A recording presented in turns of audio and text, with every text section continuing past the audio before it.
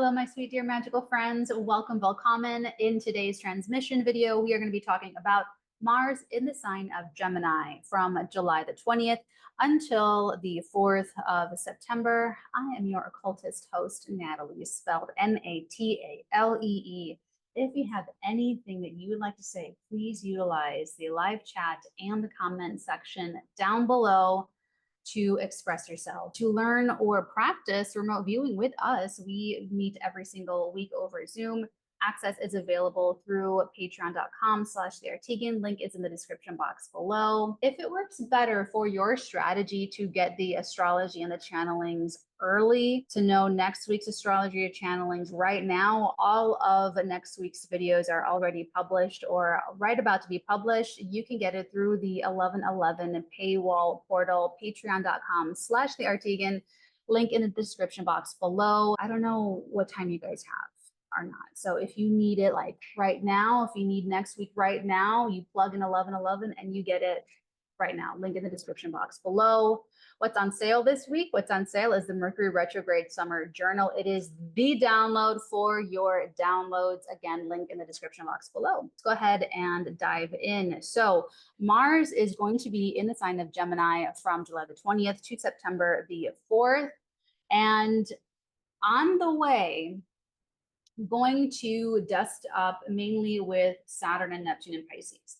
So we know that Mars is the soldier. This is the completer. This is the one that does the things. Okay, Mars is the predictor of action. We use Mars to predict action in astrology. And so they are doing this action on behalf of Mercury. So it's like this Mercury hired like soldier. The thing about these next few weeks with Mars into Gemini. And if you are watching on Patreon, patrons, you guys are getting this well in advance of Mars entering Gemini. If you are watching this on YouTube, this is much closer to the actual day, so you will have to adjust your strategy accordingly. Now, for my patrons, please use your Mars guide and use your Mars 𝚑𝚑𝚎𝚘 astrology journal. It is included in your tier on the Patreon in the second tier. So the second tier, you get all of the guides, all the digital downloads, and the remote viewing meetings. And the first tier gets all the videos. So go ahead and use your journals and your guides, okay? So Mars entering into the sign of Gemini has Mercury giving the orders. However, Mercury is also going through a retrograde during this time. Patrons, I'm so excited about the new Mercury retrograde. But go ahead and use those concurrently together to help sort you out through this time period, because Mars in Gemini can be very frenetic and disorganized. So Mars in Gemini with Mercury going through a retrograde is telling us that we have these orders to reenact with new and improved thoughts and ideas and plans and like battle formations and or make new inroads on familiar territory. The Gemini area of life is where we're really getting it done, but it's to assist and support and on behalf of the Virgo and Leo areas of life. So we're getting it done through the sign of Gemini. The only thing with this, you guys, with this Mars transit is that we're doing things, we're getting things done, but we do have to change how we're doing it and maybe even act differently, make different choices, consider all the options, move forward on some things, try things out, experiment, give everything a chance. Try to narrow it down a little bit, consider everything. But throughout that entire process, the mind itself and that direction itself is going to change. It's almost like Mars and Gemini is there, like decorating a new room or redecorating a room. Mars is there to be like, okay, I'm ready to plug it into the wall. I'm ready to paint. I'm ready to, do all the things. Mars loves to just do it already. But Mercury is going to be going through this retrograde, going through both Virgo and the sign of Leo. And Mercury is going to be making its own aspects and doing its own thing. This is like you're ready to do all of the things and redecorating this room, but the person that is having you do it or that wants you to do it, they're like changing their mind about like the theme that they want, or day to day, or they're changing their mind about how they want it to look. They're changing their mind about the aesthetics. They're changing their mind about the positions of the furniture. They're as the whole thing's like going on. So it's like trying to try this out. Okay, well so stay very, very flexible throughout this period, because there's only two attitudes to take with this big overhaul of changing of the mind and changing of the actions. And it's you either open yourself up to it and embrace that kind of flexibility and just go with that flow and let yourself be changed, let yourself grow and come into new ideas about things and let yourself change your own behavior, or you resist it and you fight it and you're stubborn and you just fight every step of the way. So we all know what makes our lives easier. We all know the attitude that makes our lives harder. So throughout this time, I'm going to take you through all of I'll take you through like the highlights, not all of them. I have them all written down, but we're going to go through like the big highlights that I think are going to be the most impactful over this time. You will have all of them listed in your guides. For those of you on my Patreon, look in your guides and take a look at all the extra little sums. So July the 20th, we have Mars moving into Gemini, and then the next day on July the 21st, Mars in Gemini at 0 degrees makes a trine over to Pluto at 0 degrees, Aquarius retrograde. These are bookend energies. Mars will connect with Pluto at the very beginning of this transit, at the very end of the transit. So the bigger arc of this is that Mars is trying to help spearhead and like do the heavy lifting of the deeper changes that Pluto is unearthing and enacting in our lives. And so it starts with a bang. It starts with the trine to Pluto on the heels of a full moon in Capricorn. So there's a changing of the guard happening, and it's a mobilization of the resources to do that at this time. So you're coming into a deeper, greater authority on some stuff. You're coming into, you're taking the reins, you're leading, you are ending certain things that you were responsible for. You could be putting an end to certain projects, putting an end to certain responsibilities and duties and obligations, and how you were dedicating the power of your discipline to something. Maybe you're finishing it. It's ready for the next phase of its life. So your role in it is over. You're done with it. Or this is a culmination moment, a culmination of your authority in a certain area or in an industry or in anything at all, whatever area of life this is for you. And we're going to talk about it through all zodiac signs. So, but the changing of the guard, we're also seeing like what's ending. We're also seeing, the big problems that have been in the Capricorn sphere of all of our lives, which speaks to the corruption, which speaks to the lack of integrity, the lack of care for resources. Capricorn is about prudence. Like, okay, I'm a Capricorn stellium. We care about prudence. We care about the future. We care about securing the future. We care about longevity. We care about generational wealth. We care about inheritances. We care about legacy. We care about respect. We care about integrity. We care about being. Capricorn rules public life. It rules the public status and the public image and how you move through the world, how other people see you socially, your status in life. So that's why Capricorn cares about having a respectable family. Capricorn cares about having, that's why Capricorn cares about, Capricorn's like the politician that wants like the perfect family and the perfect image and the perfect, all that stuff. And like all of the superficial stuff about that, or all the problematic parts about that, have been ending since 2008. Look at the housing crash. I mean, all of that was propped up on like a bunch of BS. So it's like this huge changing of the guard is happening June, July, and then it comes back in the fall of this year. And it really does speak to bigger things that are changing. So big, huge changing of the guard. Like I said, if you're on my Patreon, you're getting this well in advance. So you've already made all of your moves. And so if you're, like I said, if you're getting this right before, you have some last minute like options to make your decisions accordingly. August the 1st, we have a very magical thing happening. We have Mars and Gemini trining the South Node in Libra. You could really like reconnect to magic here with the South Node in Libra, maybe even like magical people. And when I say magical people for you, it's going to feel like sparkly. It's going to feel fizzy, effervescent. It's going to feel, it'll feel special. It'll feel different. It'll feel different than like a normal attraction. You know, there's pretty people like everywhere. There's attractive men, attractive women, there's attractive people, there's, you know, but there's like certain karmic chemistry is like a South Node connection, or like a, you know, karmic connections, 12th house connections, all of those kinds of connections. There's something that's like a spine running through it. It's got something.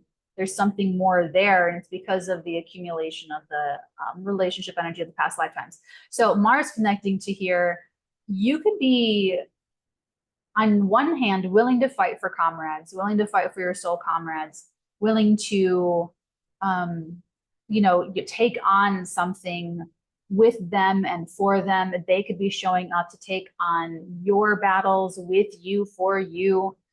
This is very 300 King Leonidas and like Michael Fassbender going in. And he's like, it's an honor to die beside you. And he's like, it's been an honor to live by your side. Like, you know what I'm saying? Like, it's like very much like that. On the flip side, negatively, this could be a savior complex, or taking on like a fight on behalf of someone or something for the glory, to look good, or like, so as long as it's not superficial, as long as you are genuinely advocating for someone or advocating for something, maybe even just like human rights or rights on behalf of some group of people, or like, you know, something, you know, even if it's like that, as long as it's pure, as long as it's real, as long as you stay connected to the heart of it and not like how it's going to make you look, or for like a social connection or like any angles or anything like that, then you won't ever have to worry about like needing or feeling like a lack, or you know, a lack of positive attention or something like that. Like, so it looks kind of, like I said, it could be kind of magical and fated. August the 13th, we have Mars conjuncting Jupiter in Gemini. So if you're starting anything that requires energy, initiative, courage, you have a great chance of slam dunking it, achievement, success, winning, competing on things. Oh my God, I wasn't even going to talk about that, but I should have. I'm glad I did anyway, because that's a big highlight. You could win competitions. This could be very strong, positive, successful energy. You can continue, you can take something over the finish mark. You could express yourself very powerfully. But like I said, remember, this is all about changing things over. So there's like, you meet an abundance of resources, of ideas, of connections, of people, of mentors, of help, of ideas, and, you know, all this. There's a lot to help support whatever you're trying to do in that Mars and Gemini area of life. So it could be really, really, really, really positive. The 15th of August, we have Mars and Gemini making a square to Saturn retrograding in the sign of Pisces. This is the first of two kind of like kerfuffles in these few weeks. So Mars squaring Saturn, it's like you've got like all of this like resource with Jupiter, right? You have all of these new things and you know, ideas and or pitches, you know, materials, copy, whatever it is. And now you have to correct something from the Saturn retrograde period to finish the changing directions, and to continue taking your momentum to help change a structure. So let's like plugging into the bigger Jupiter Saturn square, which is really changing structures in life, maybe overhauling immense structures that were in place, a daily routine, the drive to work. That would be a little bit different, a little bit bigger than like just like the drive to work, but like, you know, like just bigger life things. So it's like you have all of this like wonderful momentum, and like maybe you're really feeling yourself, or you're really sharp. This is like his Girl Friday energy. This is very like Honestly, this would be a wonderful energy for a script like that, or for a story like that. Anything like witty and sharp and funny and like very, such a good movie. There's so many good movies. Okay. Um, but like, okay, so the square to Saturn, you just have to like address something that you're already familiar with, like that Pisces area of life. The lessons there, you got all the agenda. This is just like digging in and making sure that you really learn them. So all of the enthusiasm, all of the bubbly energy, it's just going to come up against something that you have already been familiarized with. All right, let me be real with everybody. Okay, YouTube, you're gonna get really, you're gonna get a feel of this realness. Otherwise, I'm not doing right by you. I'm not this real with you. Okay, so you're gonna come up against something that's gonna slow your roll, and you may resent it, or it's an obstacle. It's red tape. It's bureaucratic. It's an authority. It's I want to stick it to the man. It's step off my block. It's whatever. But you know what? You already came up against this before. You already were introduced to this responsibility or this weight or this burden or this like mature thing you've got to handle, or this way you have to be. You have to like steel yourself, or you have to show up in a responsible, mature way that you really resent. And it's like, whatever the thing is, you got to do that. That's the time. So there's that on the 15th. And it's that, like I said, help change bigger things happening in your life. So that's all. But it's making sure that it gets done right. So I know like around this time it may feel frustrating, but it really is a benefit. It really does help. It's going to be better in the long run. It's going to make sure that it gets done the right way. Then on the 2nd of September, we have Mars in Gemini squaring Neptune retrograde in Pisces. At the same time that Mercury is now direct, trining Chiron and Aries. This could be a very powerfully healing time. It could be healing. If there's been something going on or something in the past, it could be healing a past loss, a past grief, a past disappointment, or past betrayal, or soothing of some kind of like masculine wound, or healing of the wound could like come up open again. Like it could just be something that comes up, but for the process of healing and moving on, it could also be grotesque and like masochistic, or have like a dark, this is like the Jeffrey Dahmer thing. Like, sorry, like it's very much like Mars, Neptune. It's very like twisted actions, or actions guided by twisted delusions, or guided by twisted illusions of grandeur, or just like completely disassociated, disconnected from like reality, and acting out like dark fantasies and stuff like that. Or it could be the savior complex, where someone's doing something, someone's making a sacrifice no one asked them to make, or throwing themselves into something that no one's asked. There's totally unnecessary, because they have this like savior complex. It's also maybe a victim mentality, also that someone wants to stay a victim, where there's some self-sorriness, or there's some maybe drug alcohol abuse potentialities here as well. But it can also be, it could be that things are better than you thought. It could be that things are worse than you thought, where there actually is a disappointment happening at that time. And in the real moment, it depends on what's happening in your life. And I don't have your chart right in front of me, so I can't make it super perfectly personalized for you yet, but it could be a couple different things. And it really, like I said in the very beginning, depends on your attitude towards the changeovers and the changing of the guards that are happening. So so either way, expect also energy blowouts. So you could be very tired, hungry, dehydrated, hangry. Maybe you just need to take a nap. Be very careful indulging with any kind of substance, even caffeine and stuff like that. So, okay. The 4th of September, Mars in Gemini makes their last connection to Pluto. It's a quincunx. And this time, Pluto is in Capricorn. Pluto has retrograded back into the sign of Capricorn, and Mars at the end. So here it's interesting. It's very, very interesting. So this is the last chance before Mars leaves this sign. So there's like a sense of urgency about what you're changing over and how you're changing over. So can you adapt your mind quick enough?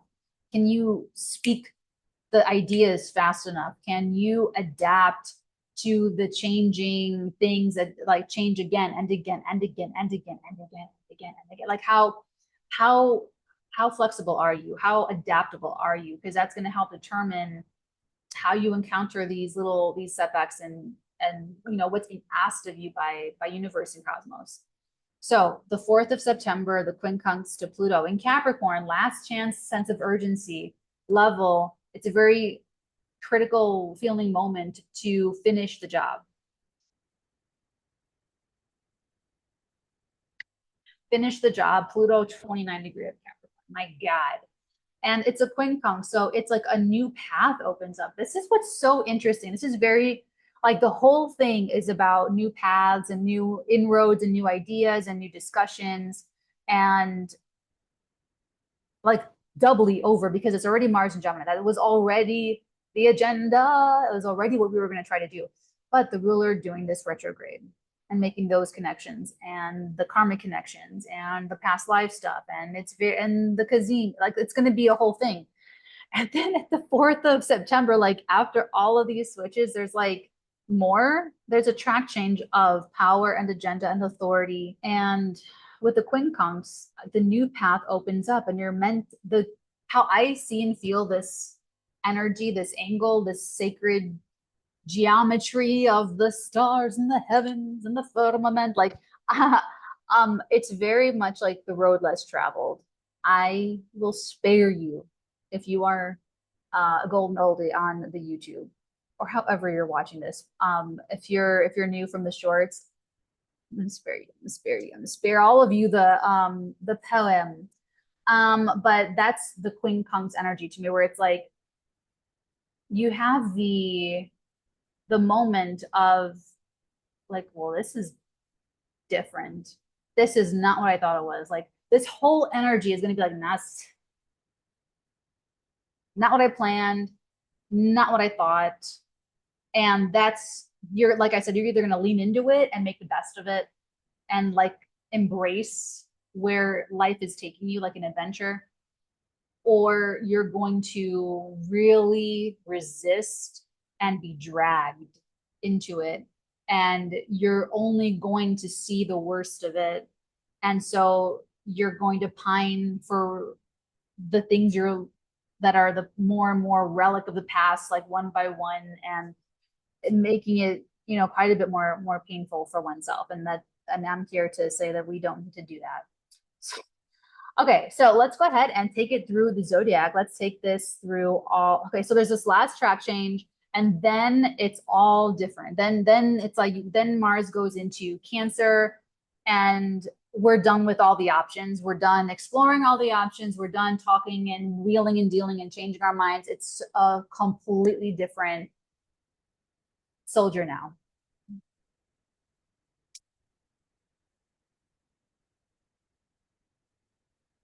You enter the home, you enter the room of the person that knows exactly how they want the room. So, okay. All right, let's go ahead and get started. Okay, Aries, sun signs, moon signs, and rising signs. Welcome to your Mars in Gemini forecast. Go ahead if you are on the second tier on Patreon and you have all of the digital downloads, use them. Absolutely perfecto. Okay, let's go ahead and get started. On the 21st of July, Mars enters into, Mars has already entered the sign of Gemini, making a trine now to Pluto retrograding in Aquarius in your 11th house of friendships and associations from your 3rd house. For you, Aries, this entire period is about changing over how you think, how you communicate, and how you act and behave when you are with managers, immediate supervisors, coworkers, employees, in the workspace, in the office, how you meet people through the office, how you meet lovers through the neighborhood or through work or at the office or through an employee, through a coworker, how you kind of blend all of these different little areas, friends into lovers, lovers to friends, and meeting all of these people through the neighborhood or through siblings or through the work in the office and the day job or through daily life, and how they're kind of like all of these things and how they're shuffling up together.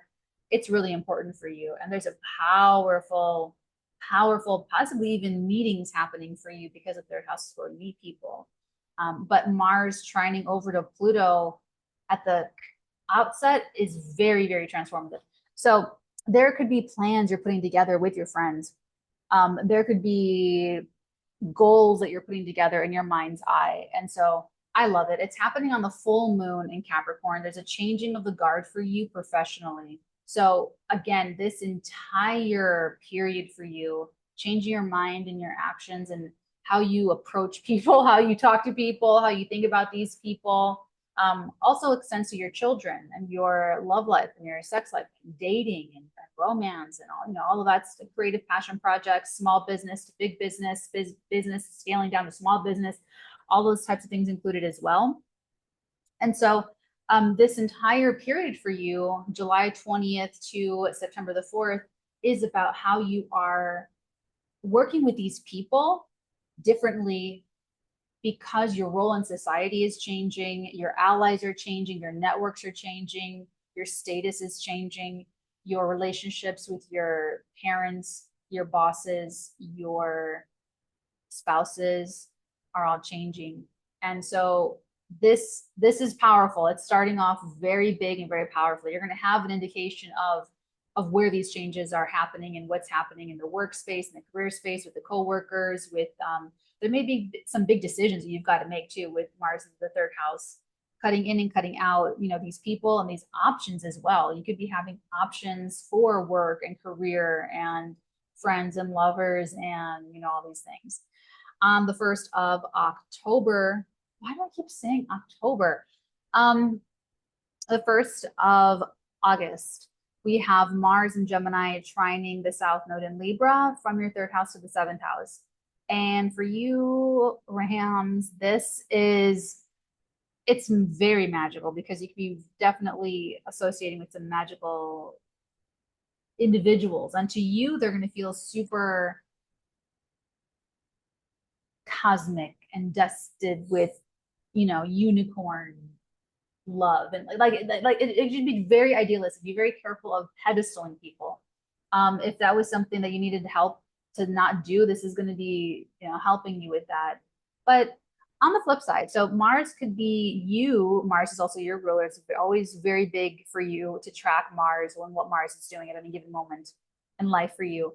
But you could be showing up for your soul comrades and really writing for them, with them. They could be showing up, writing with you, for you, and helping you do something, helping you champion some kind of cause or win something or make some kind of achievement. You could be working with another person, someone can come through for you at a very important time in business negotiations or bring something new to you it's new, but it's coming through a karmic connection, someone you've lived past lifetimes with, and they've come to give you this opportunity or say this thing or have this conversation. So, that could be it could be magical. I would say the downside could be don't have like a savior complex about it. Don't do it as long as you're authentic, as long as you're not doing something with or for other people just for the glory or the kudos or the fame.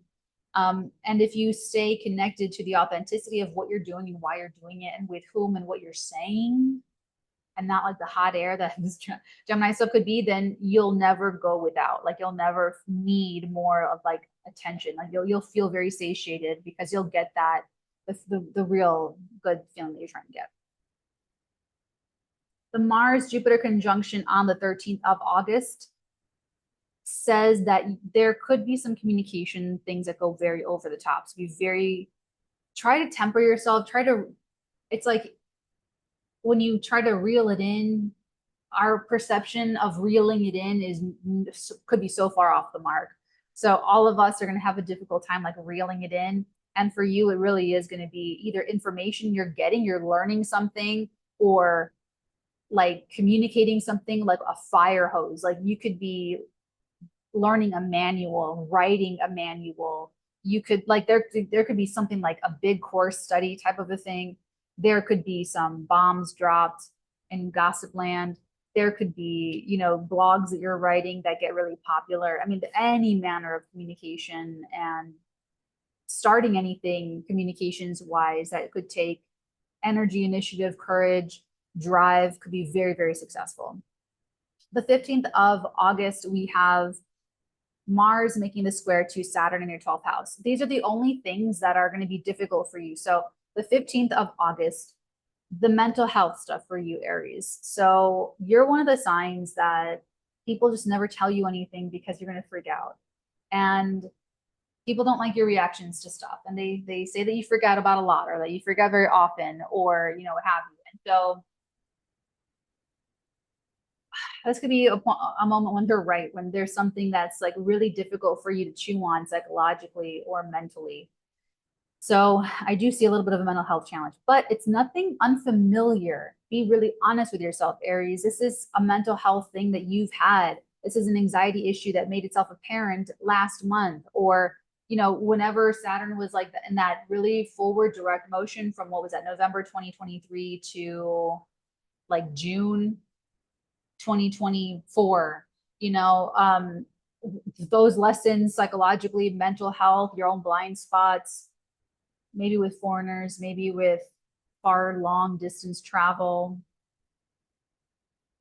sleep issues, all that stuff could be kind of like just crunchy for you at that time. But it's like you're excited, you're doing all this stuff, you've got Jupiter assets and resources helping you and giving you more options and stuff. But you've got to like, this could even be where maybe you're very quickly successful with a blog or with a communications project, but then you get trolls or you get death threats or you get like, you know, whatever. That could take a toll on you psychologically and mentally, but maybe you've been trying to get through those kinds of things so that things don't bother you. So you just refocus on the task at hand, or you let things go, or you stop spinning on something, or you can, you know what I'm saying? It's like, so it's like stealing your mind, getting yourself to refocus and overcoming some kind of, you know, maybe you freeze, maybe there's, you know, there's something there. So, but anyway, that's the 15th. The 2nd of September, Mars and Gemini squares Neptune retrograding in Pisces. It's happening when Mercury's direct, trining Aries, trining Chiron and Aries in your sign. This would be very powerfully healing of a past loss, a past grief, a past disappointment or betrayal, or there could be something happening at the current moment and you're very confused. You could be the one taking wrong actions. There could be siblings and neighbors, and I would say for you, there could even be something kind of weird happening with the coworkers, with your daily life, with your daily schedule. Maybe it's not, or with lovers. And, you know, maybe it's like the people in your neighbor, there's like, maybe you're hosting lots of get-togethers, or maybe there's just like a lot of action happening here. And it's very stimulating, but that, like I said, that square to Saturn, you're either burning out, you have, you know, maybe you're entering like a higher level of work or fun or passion, pleasure, play, but it's taking a toll on you psychologically, and you're not resting enough, or you're not meditating enough, or, you know, what have you. Maybe you're overstimulated.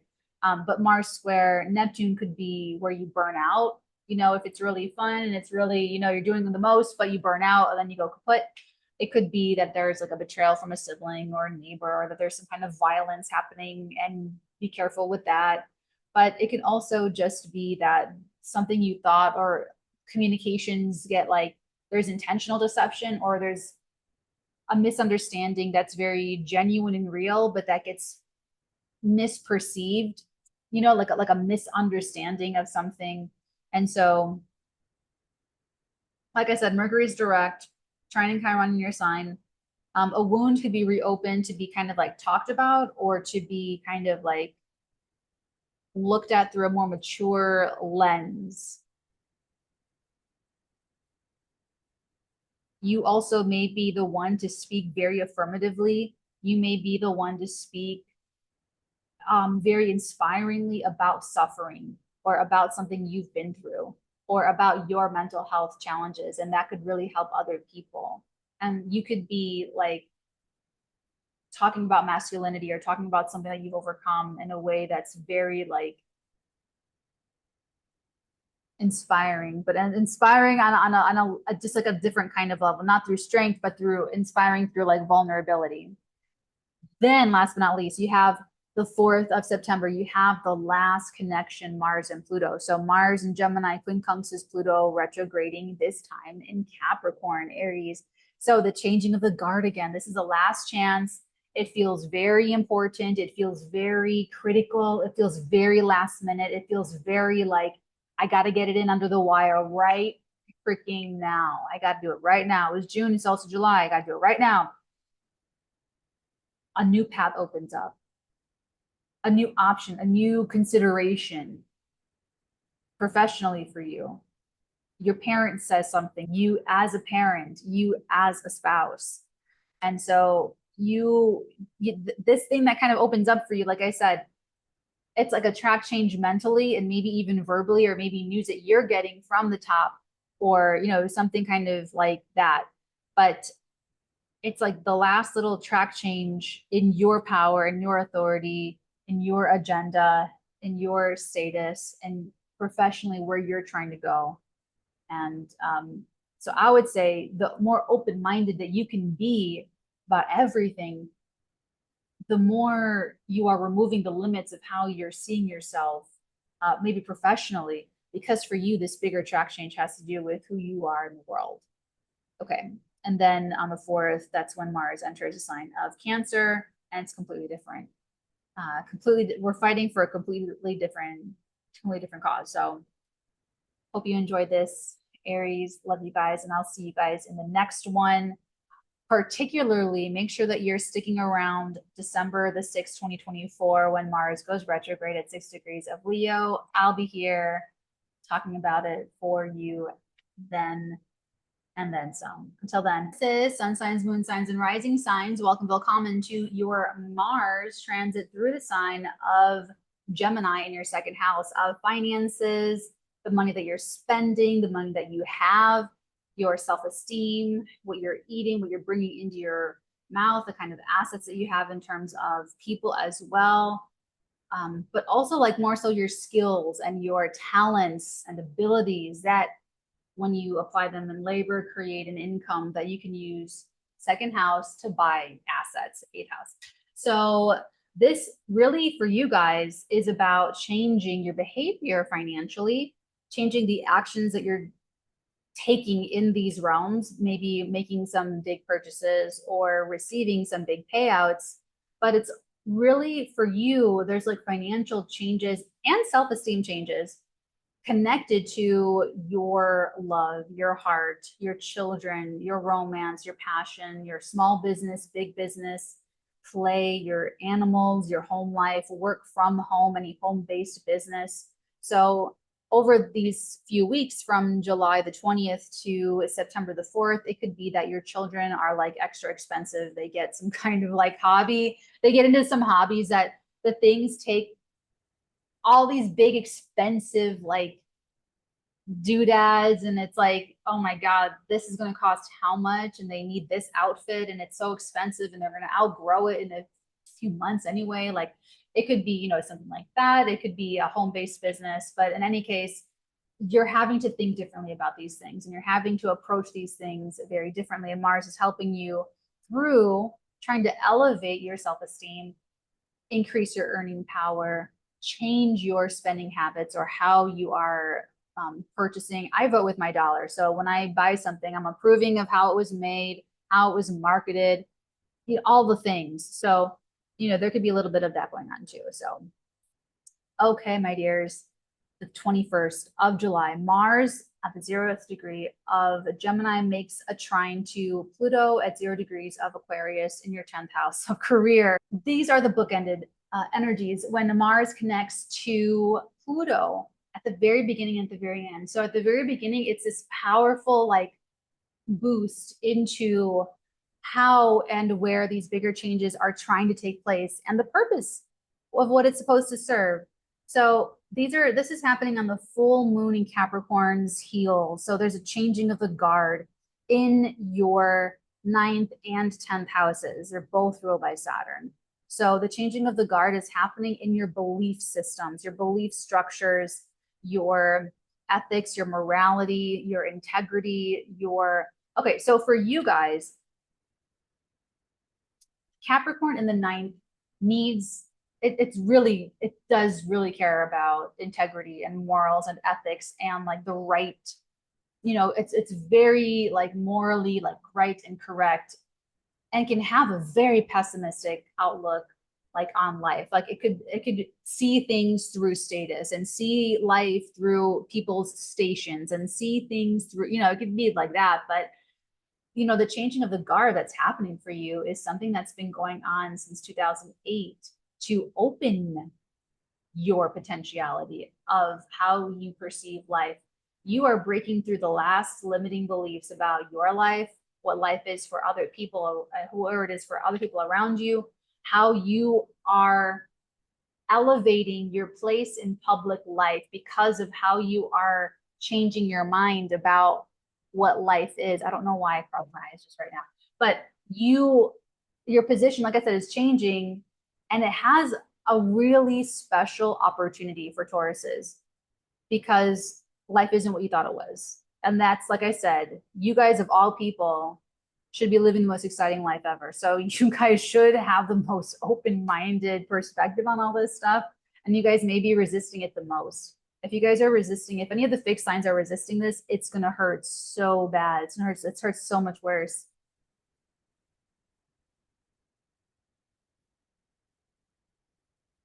But if you remain open-hearted and open-minded and trusting and flexible and aim with like making the best of it, then you'll be able to make the best of it. So your place in society is changing powerfully. Your income is changing powerfully because of a changing of the guard with your belief systems, which can come through the form of a mentor or a guide or a powerful speaker or a powerful teacher, or even experience with a foreigner. So this could be a foreigner in your life too. It could be the end or culmination of a relationship with a foreigner or that kind of person. If you're the foreigner, this could be that your visa expires, your documentation needs to be updated or renewed, or there's some kind of like limit or cap on your stay somewhere.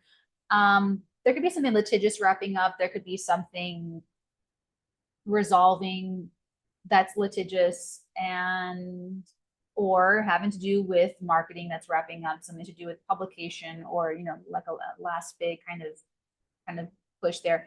But like I said, Mars trining Pluto, this is really positive to get a strong revenue stream or feel very empowered by your business alliances or your spousal support, your spousal alliances, yourself as a spouse, or feeling very empowered, self-confident as a spouse, as a business partner, as a parent, as someone who, you could be feeling very, very good about, yourself in society and very much in control of the changes that you are making if you've been open to the changes that have been working on you for a very long time, Taurus. So this should not be any kind of surprise to any Tauruses, especially if you've been watching astrology videos for like years. Okay, the 1st of August, Mars and Gemini trines the South Node in the sign of Libra, very magical. So for you guys, South Node in Libra, your 6th house of staff and coworkers, managers, immediate supervisors, people you employ, but also sacrifices you take on. You could be just working really hard, taking on a little bit extra sacrifices in terms to create a new income stream or revenue stream, or like something changing over the finances. You can also take on some kind of like, maybe you take less in pay so that your staff can continue receiving what they make, or you could be very inspired to willing to fight for your comrades, willing to take on a sacrificial burden for your comrades, for your soul comrades. People may be showing up to help you undertake something that's very difficult or, you know, very arduous. And it has to do with, it could be connected with the self-esteem and or the finances. The 15th of August, Mars in Gemini squares Saturn in Pisces. There's something going on with you and the friends during this transit. So, okay, the 13th of August, you have Mars, and I have to put this highlighter right here. You have the transit of you have the Mars Jupiter conjunction in Gemini on the 13th, and then a couple days later, Mars square Saturn. So on the 13th, with the conjunction, it's very powerful financially. This could be a very powerful injection of capital, finances. You could be liquidating something. You could be cashing something out. You could be selling something. You could be making a very big purchase. You could, or resolving something, getting like a lucrative deal, solidified, or like I said, cashing out and saying, okay, I'm done. But this square to Saturn on the 15th is saying that there's some kind of clash when it comes to your friends and your values, or money and friends don't mix. It's not the best time to borrow money, ask for money, lend money, loan money. Or if it's not financial, it could be ethical. There could be something about, I don't know, you get into some kind of, but listen, this stuff is nothing new. You've had something difficult or restrained with your friends, groups, associations, if you have a social media, your online presence or your online communities, that kind of thing. And so this is like, you have all of this self-esteem or you have all of this money, but you do have to slow down and take care of like a friend, like something you owe a friend, or some kind of commitment that you have to uphold to them or they made to you, or there's something to kind of just still sort out there. The 2nd of September, we have Mars and Gemini squaring Neptune in the same area. So again, the stuff with the friends or goal. So if there's like a goal that you dreamed up from November 2023 until June 2024, and this goal is going to take extra capital, or it's going to take a change of capital or income streams and, to afford it. And then you get the capital, but then there's like another layer of something there, or there's some other fee you have to pay for, or something you have to factor in, or something that, you know what I'm saying? So it's like, okay, well, all right, let's just take care of this now. And you know what I'm saying? But it's like, you can still take all of that momentum to make the track change, because that's what Jupiter and Saturn are trying to do as well, is just change very big structures. And when you're overhauling very big structures, you need extra fuel in the tank to be able to do that. And that's exactly what Jupiter is giving to you financially and with the self-esteem. So whatever you're doing, you have everything you need to do it. Then on the 4th of September, Mars. Okay, well, I didn't say the serial killer stuff for your Mars Neptune. So Mars Neptune could also be being careful, because Mercury is direct at that point, trining Chiron, where this could be like healing friend weird stuff, healing a betrayal, a loss, a disappointment. Oh wow, that dream, it just disappeared. It was not real. It was a delusion.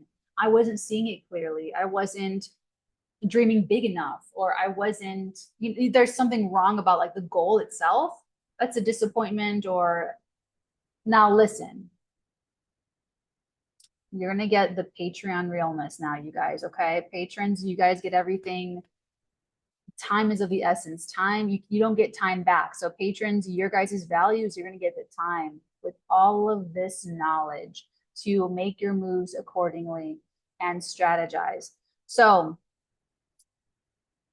but I'm gonna give it to you straight, everybody. This Mars square Neptune, for everybody, and how it's playing out, how it may for some Tauruses, if it applies, if your personal astrology aligns with the Mars square Neptune, is definitely some kind of toxic connection with a friend, group, association, or delusion or dream, or something that it's like not good for you, or it's not good for your friends, or it's not good for your self-esteem. It's like consuming, maybe there's like a, okay, so there's nothing wrong with Nara Smith. Okay, she has like a beautiful, what seems to be a beautiful life, and I don't know anything about her, but she seems legit. But there's people that hate her.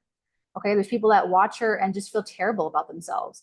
And so if you consume something like that, like why would you do that? Like, you know what I'm saying? Just turn it off. So it's like the Mars Neptune could in your 11th house. If this is more like digital, and if your friends are fine, if your goals are great, if your money's great, this is more like digital for you, then there's something that's like negatively impacting your self-esteem that you gotta like unplug from, that's not like life affirming. It's something that's like emasculating you, making you feel incompetent, or making you feel like you can't do something, or making you feel like you're not good enough, or making you feel, and don't be a savior with your friends. Don't let that happen. Don't go and make a sacrifice for a friend that no one asked you to do. Don't, so it's a little bit like, there could be some wounds that are like reopened, but just don't get carried away. The 4th of September, Mars in Gemini, 𝚃𝚑𝚗𝚎𝚢 is the very last little aspect. Pluto now retrograde in the sign of Capricorn. Wow. Taurus. Wow. So at the very last moment, something new opens up about how you're seeing life. So again, there's something, a teaching of a teacher. You may be communicating something. You could be selling something. This could be the last, sale of something, the last product you add to your store that you've been revamping for the last, since the end of July. It could be the last detail of a litigation thing. It could be, but there's like the queen comes for me is always like that, the road less travel, like the fork in the road that opens up, and it could be very interesting for you. It could be very expansive. So the 29th degree of Capricorn is very full and very potent. So you want to like, however resistant you may feel to it, it is very rich in what it has to teach you. So even if life looks dystopian, and you're like, am I in a horrible nightmare? Like I just keep going, because it's a moment to finish the job. It's the last critical moment to finish the job and get this done. You've got to push through to feel good about yourself no matter what, Taurus. You've got to push through and lock down this revenue stream no matter what, Taurus. You've got to push through and pass the citizenship test, Taurus. Like, whatever it is that you're doing, it's like you got to, okay? And then on the 4th, Mars enters Cancer, and it's all over of Mars Gemini. Okay, Gemini, sun signs, moon signs, and rising signs. Welcome, willkommen, a big moment for you. Mars in your sign, congratulations. You guys have the energy of the warrior in your chunk of the sky to accomplish anything that you want to get accomplished. If you're a Gemini sun, moon, or a rising. Mars enters your sign July the 20th, and then on July the 21st, Mars in your sign makes a trine to Pluto, retrograding the sign of Aquarius, your 9th house of foreigners, foreign lands, ethics, morality, litigious things, litigation, foreign travel, higher education, gurus, mentors, guides. And here's the thing, gems, for you guys, this entire 6-week, this entire like period of time that Mars is in your sign is about changing over your home and family life and how you think about your relatives, how you think about your living, how you think and speak and conduct yourself, and kind of like your whole person, not your whole personality, but like how you really act, and how you act and speak with your family, with your siblings, with your extended family, your cousins, your neighborhood. So there's going to be some new ideas, new information, adjustments. Maybe some of you are moving, and that's really what you're going to have to kind of wrap your head around over this time. So the trine to Pluto in the 9th house is very supportive of some kind of bigger evolution trying to happen and take place when it comes to educating you about life, getting rid of self-limiting beliefs, getting rid of beliefs that limit other people, that limit what life can be for the rest of humanity, and really bring something home. There's a full moon in Capricorn at the same time. There's a changing of the guard in your 8th house. This has to do with how you actually deal with life changes, all of them, the big ones, the big, deep, scary ones. How you deal with life changes, how you cope, how you process, how you deal with your baggage, if you deal with it at all. And basically, this full moon in the 8th house could be financial for some of you, where you're getting a big payout, you are cashing out, cashing in, getting an asset, getting some kind of, there could be also something happening in the finances of your partner, that your partner is getting a big payout. But there's something that you are really trying to put to bed once and for all. It could be a grudge. It could be a past life issue. It could be a fear. It could be a loss. It could be an event that you haven't been able to get over. Like there's some baggage that you're really trying to let go of at that full moon. And Mars trining Pluto is trying to like root it out. So there could be a very consequential conversation you have with a foreigner or a guide or a mentor, or like some kind of life-changing talk, or something you get exposed to, something in life just shows you that it's not what you thought it was. There's new options coming on the table when it comes to belief structures, like religions and things like that.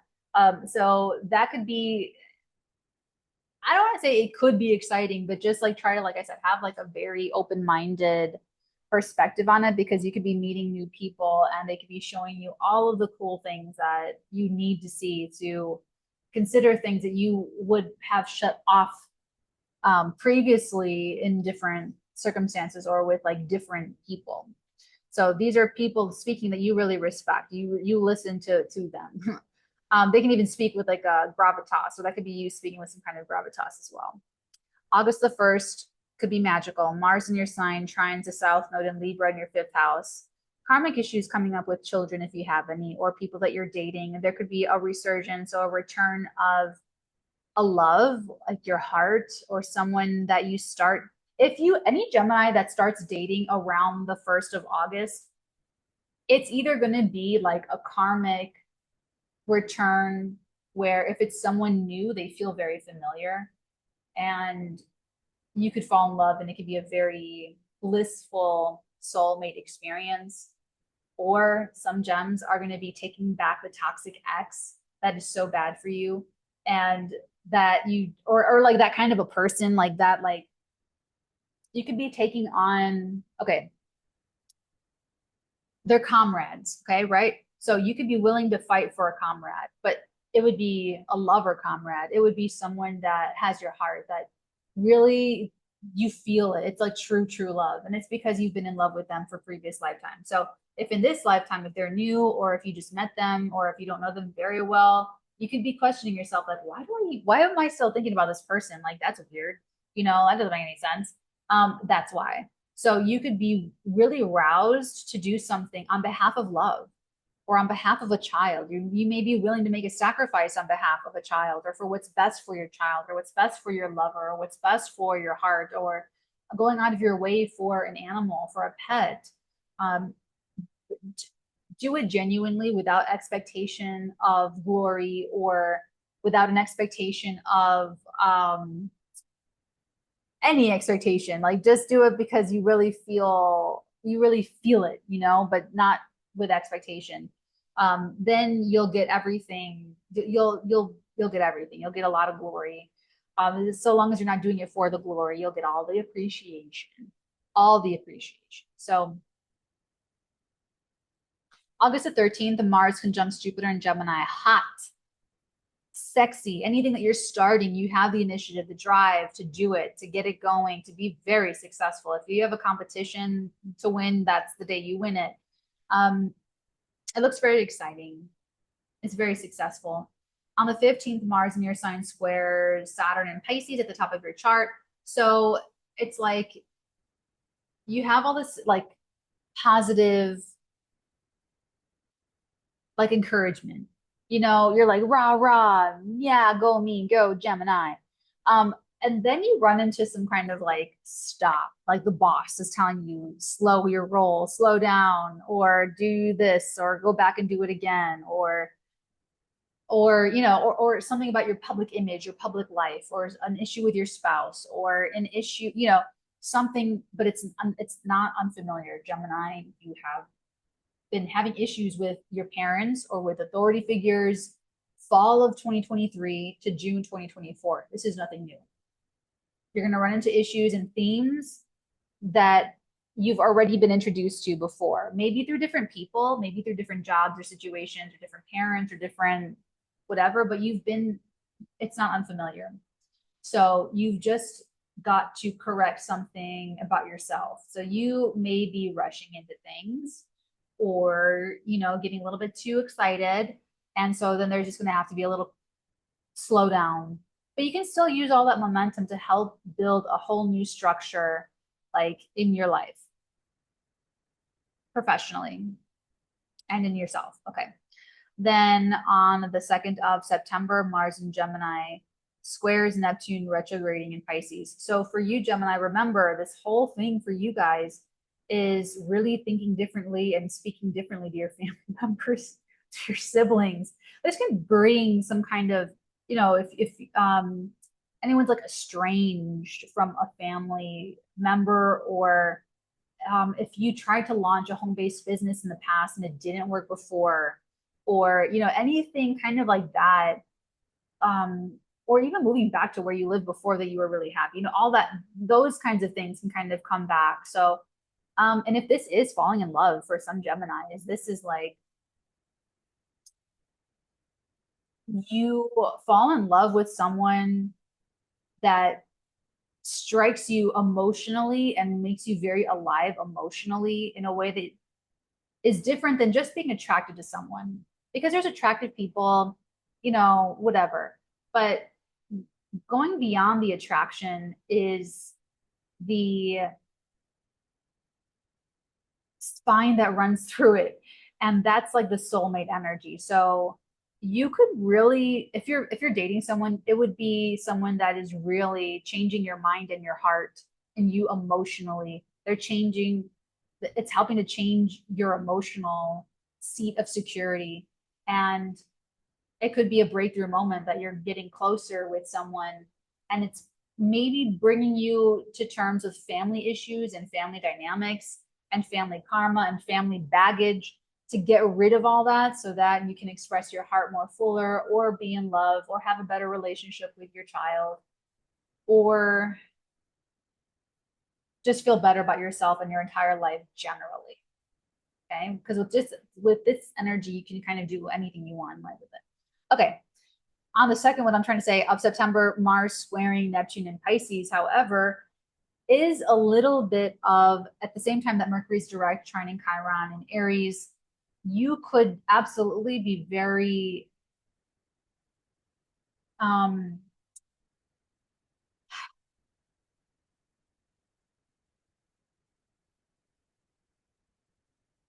okay, so you'll have support from like friends and groups and associations or the online world, but there could be,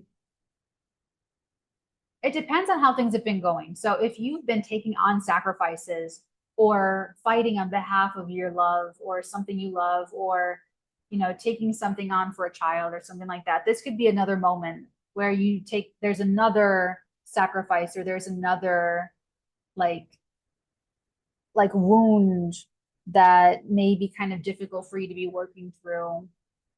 And it could be where it puts you in a difficult position professionally, or you as a spouse, like you as a married person, or you as a parent, or you know, there could be something that's sort of, or maybe it's you're just totally fine and your love life is totally fine, but your spouse is going through something, is being deceitful, or your boss is lying to you, or someone in the professional sphere, a boss, maybe not your boss, but another authority figure type person is lying to you, or you know, so things can maybe be a little bit like that. But if your parents are deceiving you, like that's a whole different thing. But like, this could be just a time where the masculine wound kind of comes up, and it can come up through an actual wound, like someone doing something in the moment at the time, or it could come up through you doing something on behalf to achieve your goal. And it's your masculine energy that you're saying, okay, I'm going to let this one go, even though they're a dumbass. I'm gonna let it go. So you're gonna be a hero, but in a different way. You're gonna be, whereas like before, maybe on like around the 1st of August, you were a hero for what you were doing and like the action, the fighting and being at the front lines. But at the 2nd of September, you want to be the hero by how vulnerable you can be, or by how honest you can be, or how direct and forthright and emotional like you can be, or how compassionate you can be, or it's like the Joan of Arc, or fighting on behalf of something else, or fighting on behalf of what's right, or fighting on behalf, you know what I'm saying? But not in a way that's like direct. This might be something too that's a little bit indirect, is a really kind word. You might be the one to like be underhanded,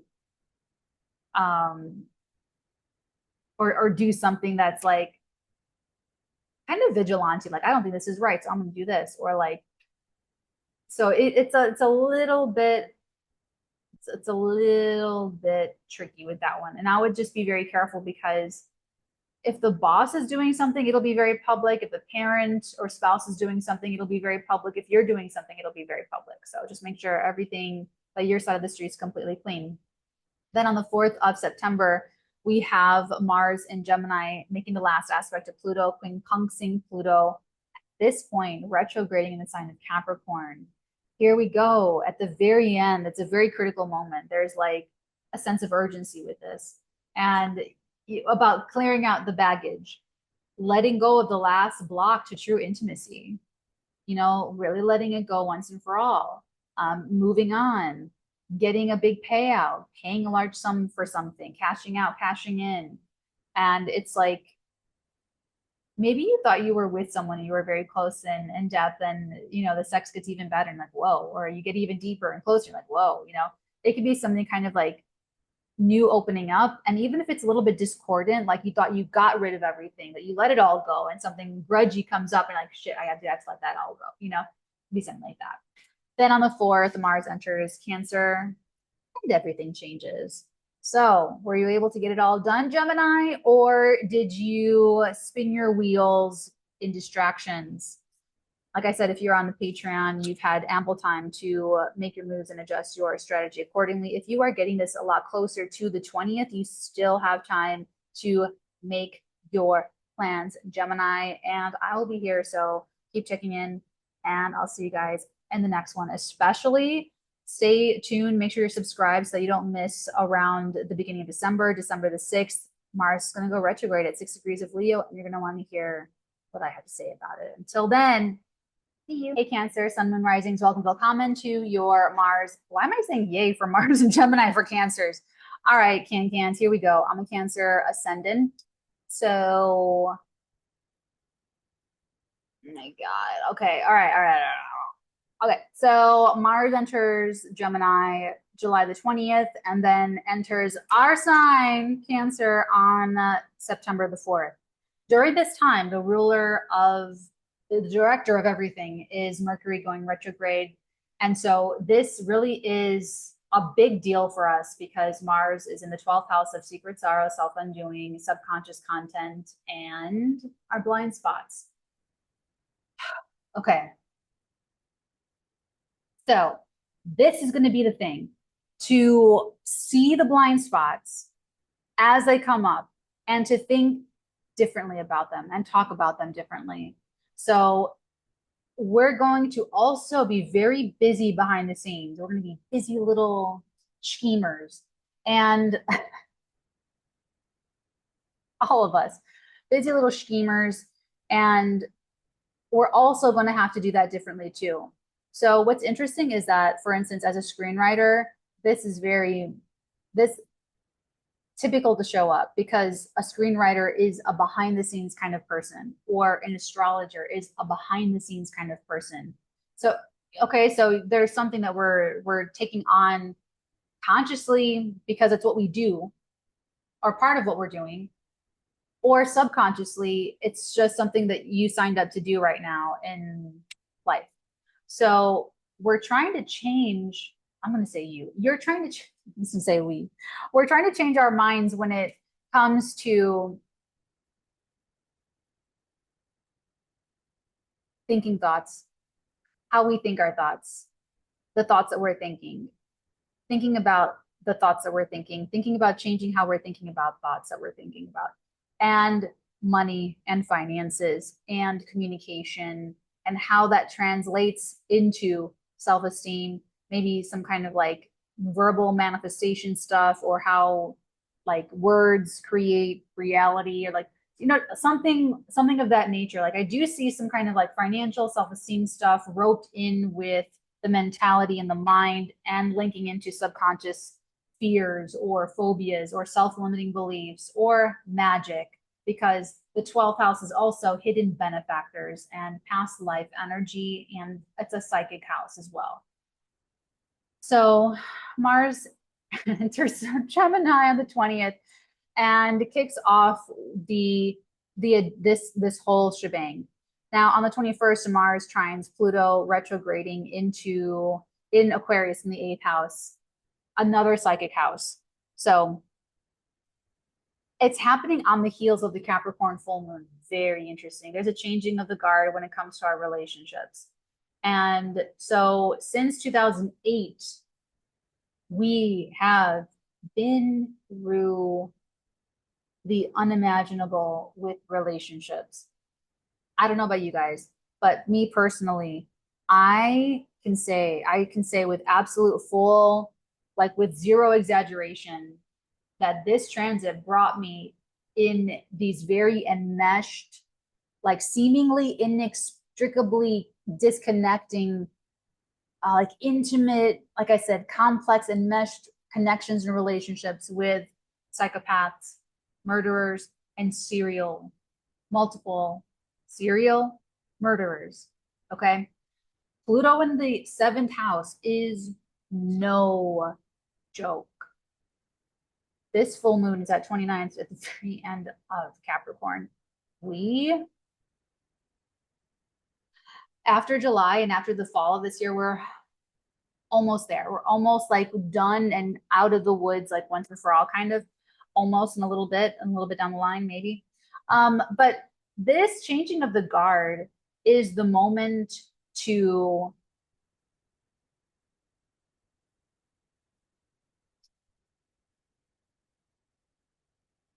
take your victory lap, because we're still here, baby. Guys, we did it. I don't care what's happening. I don't care if there are relationships falling apart. It's for the better. I don't care if there are new relationships coming together and it's not what you expected. Now you want it, it's got to be for the better. I don't care. But the 29th degree of Capricorn, at the very end of your Capricorn, it's got to be the most mature and responsible, and like it's got to be integrity. It's got to be equal give and take. It's got to be reciprocity. It's got to be worth the discipline and the sacrifices. It's got to be worth it all. So we have this full moon happening in our 7th house, changing of the guard. The relationships are changing. They are culminating. We're getting the full maximum joy and like commitment out of them. Some are breaking down, some are disconnecting, some are stepping into an entirely new, different kingdom of relating in the Capricorn mansion of the firmament. Like it could be very, very exalted and very big and strong and powerful, and a changing of the guard. There are the people that are standing there have got to be empowering. I was in these enmeshed psychotic connections because I was disempowered. I was giving all my power away. These relationships should be empowering, fueling you up, feeling like you can take on anything, you can do everything, so the 21st, this is very psychic. This is having to do with your baggage, having to do with big life changes coming through your primary relationships, your big relationships, your spousal relationships, business partnerships, client relationships, relationship with your audience if you have like a social media thing. And so this is kind of like very illuminating, a very illuminating moment, and it's going to show us the rest of the way what this Mars and Gemini is going to help us, the guard that's changing, helping us change over that track. The 1st of August, Mars and Gemini trines the south node in Libra for another psychic house. The psychic house is the 4th house, the 8th house, the 12th house, those are this, and the 9th house, another psychic house. So Mars, this is very magical because it's the south node, but also because it's the 12th house. So this is us really willing to fight for our family, willing to fight for our soul family, our soul tribe, our homeland, our home. But it really needs, like our soul comrades, like it needs to be genuine. It cannot be for the image of it. It cannot be for the appearance. It cannot be, look at our perfect little family, look at our perfect 2-car thing. And like, it has to be, you know, not a subconsciously driven campaign. You know, you can go to bats for something that's really meaningful to you, but it's got to be like for the right reasons, and it's got to be authentic, and it's got to be legit. Otherwise, this could be a savior complex, and you know, you're taking up some cause that no one asked you to take up, or you're suffering that you don't have to, you know, or you get lost in family karma, and you just get lost in the healing spiral, and you never get out of the healing cycles. You never get into the abundance cycle. You know what I'm saying? Like, the past can pull you back, and you can get sunk, not sunk, pulled under the tide and get really like swept away, because these are psychic houses, and it's very difficult to like, unless you're a practiced energy practitioner, and if you're on the second, so you're on Patreon, then you're trying to like flex and use that muscle with the remote viewing. So, but to the uninitiated, this could be feeling just really sloppy and messy and scary, and we don't want anyone to go through that. So maybe do a welfare check or something. But if you are taking on something for someone that you care about, or for a family member for the right reasons, you will not feel like a drain. You will not feel like you're being emptied. You will not feel like it's so exhausted. You'll feel like satiated. You'll feel full. Even if you're tired, you'll feel like I can go to bed with like peace of mind. If you are doing this for superficial reasons, and if people are probably lying to themselves. Cancers that are doing it for superficial reasons probably lying to themselves, probably can't see that they're being motivated by their subconscious. But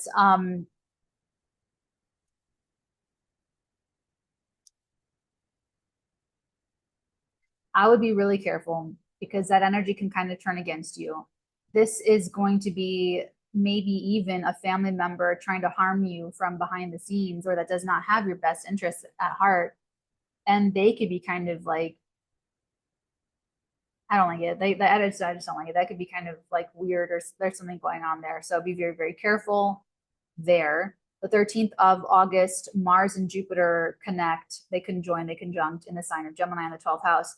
So I like this because there could be, just as well as there could be secret villains in your life, there could be, including yourself, including ourselves, us being our own worst enemy, there can also be guardian angels and secret benefactors, someone that's really championing you having a better life, getting paid more, doing better, having better, feeling better, having more protection. So it's very much like there's guardian angelship over you. And so there's like a wealth of resources coming from behind the scenes, spiritually or materially. And it's fuel. It's exactly what you need to continue accomplishing the changeovers that you're trying to accomplish. Maybe you're changing your neighborhood. Maybe you're changing your payment processors or revenue streams, or how you are talking to yourself, or how you talk to yourself about your self-esteem or something like that. But it's like you have a lot of, or this is a spiritual experience. This can also be like a pop. This could be like you see, you're talking to dead people or something like that. Like it could be something that's like, that could open up some psychic abilities for some of you, especially if you have it in your family. Or it could be bequeathed to you from a family member or a soul family member, or, just to kind of come through at that time, some kind of psychic ability. And then on the 15th of August, that Mars will square Saturn in Pisces. So this is a kerfuffle, not unfamiliar to us. So we've been learning from fall of 2023 to June of 2024, just it's been very hard psychologically, but it's been really being very mature and realistic about life in the world and what the world is, and like the reality, the cold, concrete realities of it. So it's going to be something like that. And it's going to be something where like, I have to deal with this. I have to do this. I have to listen to this. I have to like accept this. And now this could be something litigious. It could be something, a difficulty with a foreigner or with a teacher or with a guide or a guru, or travel difficulties. You're exhausted. But it's correcting something that we've been trying to learn ethically, morally, or even grounding down and really actualizing, like implementing. Like if you really believe Pisces, ninth house, why are you anxious and nervous and stressed and scared and full of anxiety, and you're on all kinds of pain and you're crying on the floor? Mars and Gemini in the 12th house. If you really believe, you're all about the faith. If this is what you believe, why are you having this kind of, what I'm saying? So it could be kind of like a hard, like adjustment there. It could even be something kind of like that. Then but like I said, we're trying to like, it's just slowing us down so that we make the right changes, like comfortably with time. It's making sure we don't get too ahead of ourselves. Like whatever that Jupiterian boost is, it's so encouraging. And so there are all these bigger structures that are trying to that we're changing over. It's our perception, it's our perspective, it's what's possible. It's, it's very cerebral, it's very mental, it's very psychological. And it's very much like, wow, the world, and wow, this is crazy. What life is, this ride of life. So wow, And then the 2nd of September, we have Mars in Gemini squaring Neptune in Pisces. So again, that's like the illusion bursts, the delusion bursts, the image is like, that's really not what I thought it was, or that's really not what I expected. Or now this would really be something kind of, again, something like behind the scenes, or this could really be like jealousy behind the scenes, or like someone trying to harm you from behind the scenes, or like do something kind of against you, or like behind your back. Or, there could be something that you are working out if you have any destructive. Okay, so it's September, just started, September the 2nd. Mars is at 28 degrees of Gemini, squaring Neptune at 28 degrees of Pisces retrograde. Mercury is also direct at this point. So it's like we know the color of the freaking, we got with, okay, we know where we're going. Trines Chiron. It could be very healing of, okay, this isn't what I thought it was, but I'm okay with that. This isn't what I thought life was going to be, or this is not what I thought this was, but I'll be okay, or I'm still happy, or I have so much, or, like there could be like something like that where the strength is going to be spiritual, and even more so for us and for you Cancers, because it's a very spiritual place that this is happening in. So it's not about how rah you can be like early August. This is about what you can release, what you can let go of. If you have grudges or jealousies or bitterness or anything, any underhanded litigation type stuff, like you let all of it, just like let it all go. This can be a time that you get over betrayals and disappointments and losses and, or your perception of that experience. So because of where this is happening for Cancers, they can just convince themselves of any kind of delusion or wonderful fantasy and like really, okay, locked in, committed to that, committed to this craziness. And that's always the case for Cancers. This is a scary thing. It's always the freaking case for Cancers. Okay. Sun, moon, risings. So this energy just exacerbates that. So it's so important for Cancers to have a positive attitude and like look at this with like utmost flexibility and open-mindedness to keep your sanity, like to keep our sanity. Like have if you're on my Patreon, like I said, you've gotten this well in advance to make your plans and make your moves, plan your strategy accordingly. If you're getting this really, really, really close to Mars entering the sign of Gemini, then try to take some time and write down a list of coping mechanisms that you can have taped up somewhere, like at the ready, because Mars and Gemini and the 12th could be so frenetic and so like all over the place. The 4th of September, Mars quincunxes Pluto retrograding in the sign of Capricorn at this time. Oh my God, what a moment to be alive. So now Pluto is at the end of Capricorn. This is the last of these power issues in relationships, Cancers. And I'm telling you, if you shouldn't be in any power struggles by this point. It should be over and done with. It should be done. Anyone that's in a last little power struggle, like this year, we're really putting it off. So, and you've heard me say this, like since I'm on, if you're a golden oldie, if you're in a power struggle with someone, it's not with that person, it's with something in yourself. They're expressing it, but you're using them to have that experience. So if you're a Cancer, Sun, moon, rising, and you're in a power struggle anytime throughout this period, and you're getting to the 4th of September, there's a very critical moment where it's at the end, it's a very full last chance feeling. It's very critical.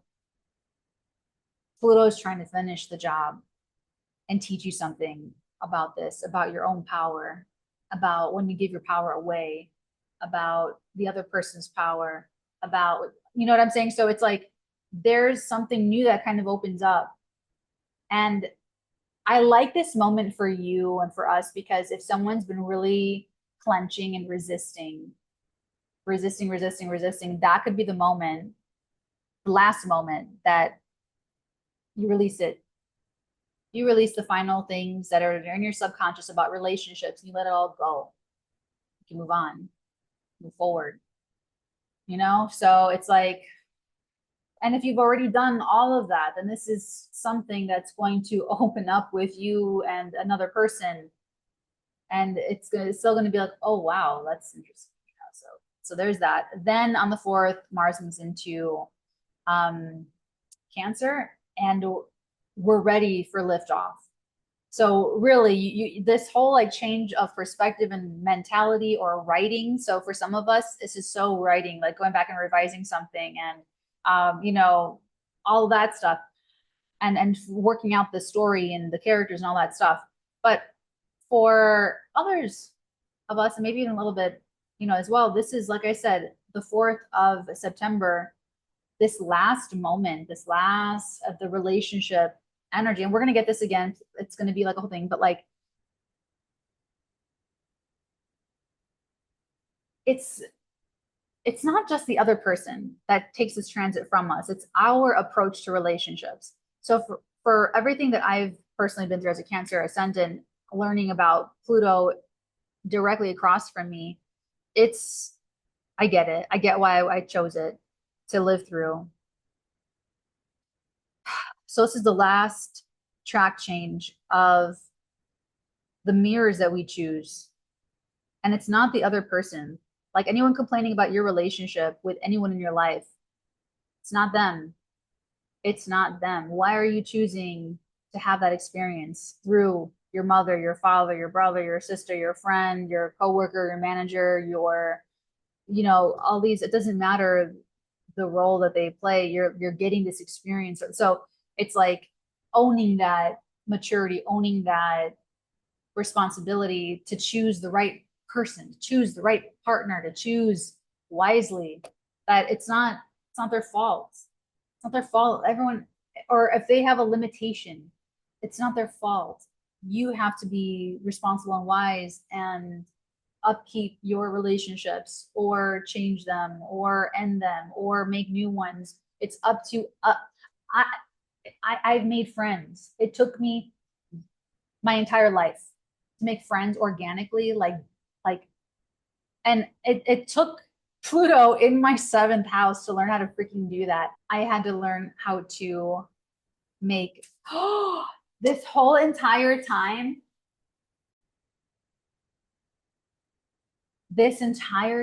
okay, that's great. That's just great. Anyway, now that we're at the very, very end.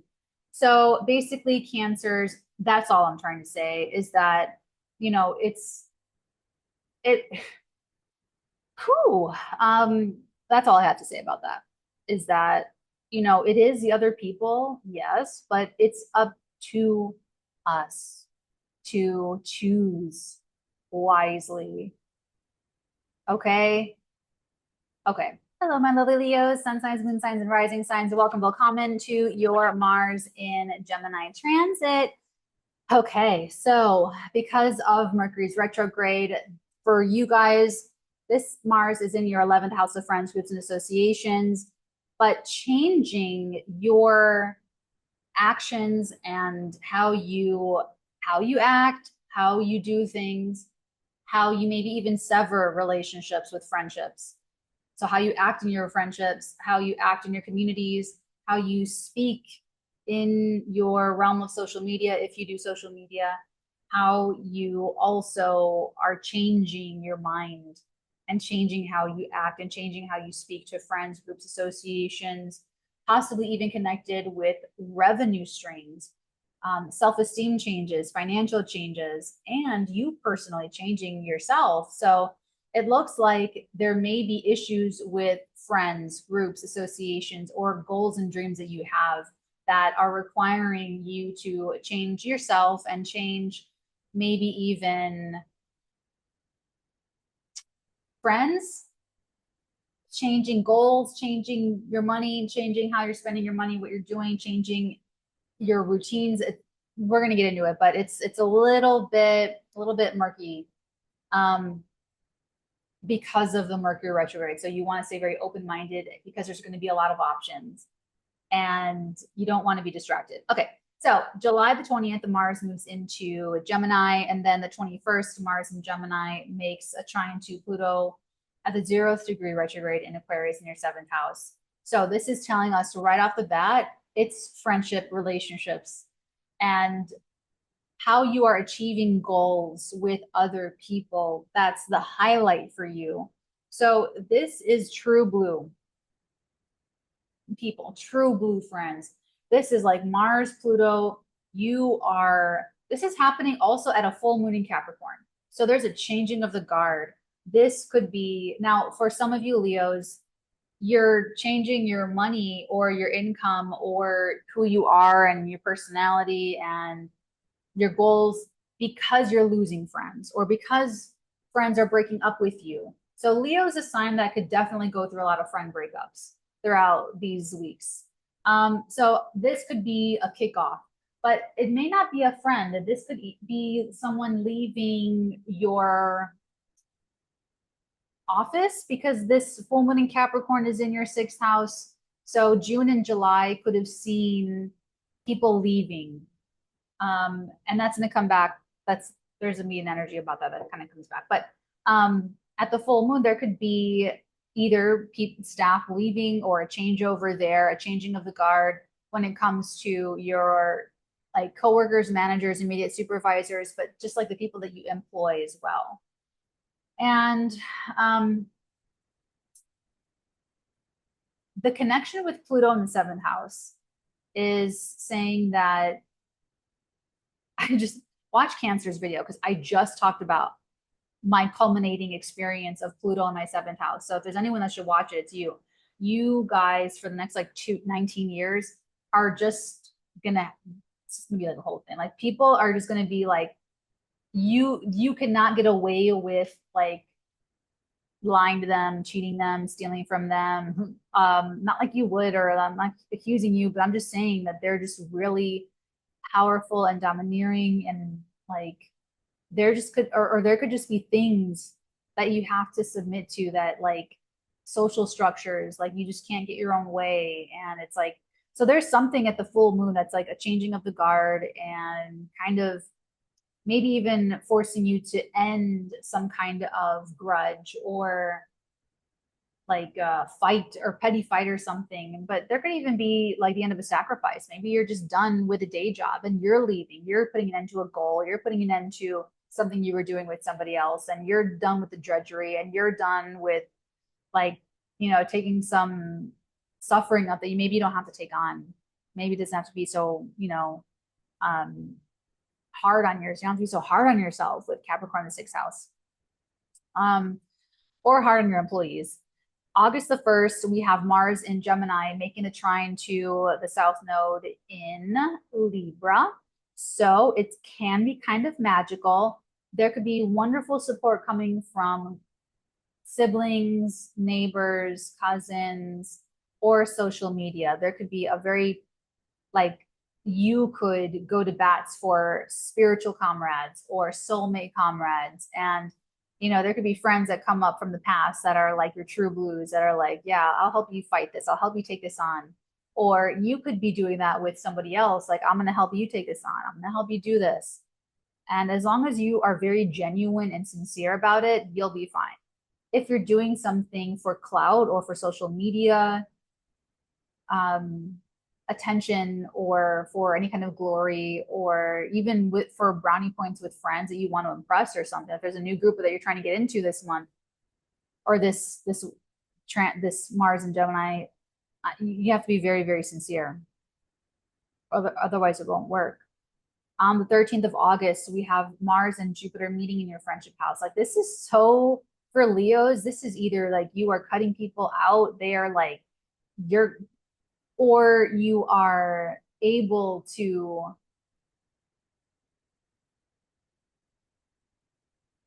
you're either cutting people out or you're rallying community. Maybe a little bit of both. It's like you're pruning, like the, you know, but who has the, how to say, not the direction, but okay, so Mars, Jupiter could absolutely be a wish coming true. It could be a windfall. It could be the achievement of a goal, or it could be the start of a goal, the start of a big effort that you are taking on with your friends, that you're taking on with a group or with your community, or, you know, doing something online, taking up something big there. And you'll have the energy to do it. There's a big, big boost there. So, or you're dreaming, like I said, dreaming really, really, really big, which is always fun. Then on the 15th, the Mars and Gemini square Saturn in Pisces in your 8th house. So it's nothing new, and I'm being really real with everybody. So think about fall 2023 Leos to June 2024. You've had, those are the lessons. Those are like whatever was like, you know, you could have had people, you could have had issues borrowing from lending institutions with banks. You could have had issues getting support from other people, that they're not there for you emotionally, sexually, financially, or relationships. Certain relationships had a lot more work involved, or they're very conditional. You had to really prove a lot. You had to submit a lot, or you know, like just, or your own baggage, your own, you know, dad issues, you know, all that stuff could have just been really hard. And so what's happening now is like that. It's nothing new, but it's coming up in the context of a friend aggravating this issue for you. And so it's the same thing, like friends and money do not mix at this time. And so there could be like, maybe you make new friends, but they all go to this club that you can't afford the membership to. And so you're like, damn, you know, I can't get a credit card to do it. I can't do, you know, there's like a block there. Or you're trying to get into a new friend group or join an association or join this club, but you don't have the support of your spouse. They don't want you to do it. Or you don't have you can't get like credit. There's an issue with like other people's assets, other people's credit. Your partner could be going through a hard time financially. They don't have it to give to you, even if they like want to give it to you. Maybe they just like don't have it. And so it's like, or maybe with a goal, maybe a goal is just very expensive and you just don't have the backing from the money or the support, whatever the support is that you need to accomplish the goal. If the goal is to have children, maybe the partner has some issue that, you know, something, it's something like that. So it could be like about a goal or it could be about a friend endeavor, you know, something of that nature.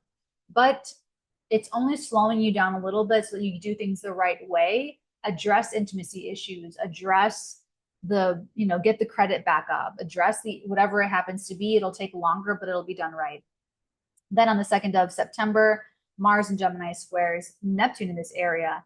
So this is really a precursor to different energy that I'll have to talk about in a different video coming up in the next like couple of years. That could be a very big issue if you and friends have been mixing money or sexuality or like something that just is not good, or if it's toxic, or if it's too much, or if it's gotten out of control, or spending gets out of control, or borrowing or lending gets out of control. Something here. Mercury's direct at this point, trining Chiron. So it could be disillusioning.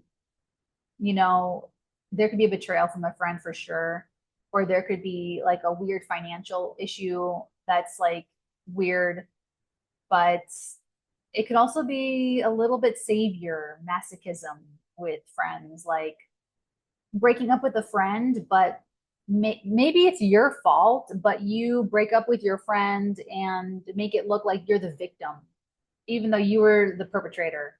Or, you know, or they gaslight you about it. Maybe they break up with you and make it look like it was your fault. And you're like, what? You know, like that. But so I'm telling you, it's like you and or other people and like the personal relationships for the next 2 decades going to be like,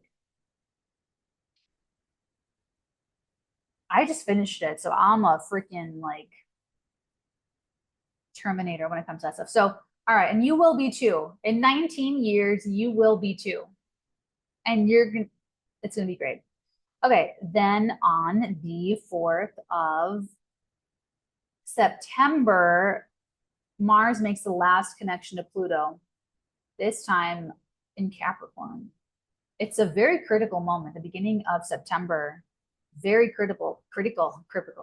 Hopefully no one is crippled. And I think I don't think we use that word anymore. But this is a very critical feeling for you where there's a health issue, or there's a staffing issue, or there's some crisis happening in your daily life or with your routines, or with an employee. And there's one last track change that you have to do. There's one last, maybe you have to make a goal or a wish or dream come true. You have to change something about that. You have to change something about how you are showing up to the moments of your life, how you are taking care of your health, how you are structuring your day, how you are treating your employees, how you are treating your staff, and what have you. But it may be just maybe uncomfortable, or there may be one last sacrifice you have to take on, that you're learning you have to take on and have to do something to make something happen, or to do something for a friend, or to make a dream or wish come true. So then on the 4th of September, Mars moves into Cancer and everything changes. So I hope you guys got a lot out of that. Like I said, if you're on Patreon, you got this ahead of time. Make sure you are subscribed to at least the YouTube so that you don't miss my Mars retrograde in Leo video that happens. Mars retrogrades in Leo December 12th, December 6th of this year. My patrons are going to have it well in advance of that date. So hope you guys enjoyed that. Until next time, Leo. Toodaloo. Hello, my lovely Virgos, sun signs, moon signs, rising signs. Welcome to your Mars and Gemini video. Oh my gosh. Okay, you guys. So this is very professional for you. You are restructuring and redesigning how you are thinking and speaking and acting professionally in your marriage, as a spouse, as a parent, as a professional leader, or as an authority figure. This is very exciting for you. And that's because Mercury's retrograding. The leader, the director of what Mars is doing, who's telling Mars to do what, the director is going through this retrograde. So your ruler also. So you are like this is very like special because of all of the, like, you and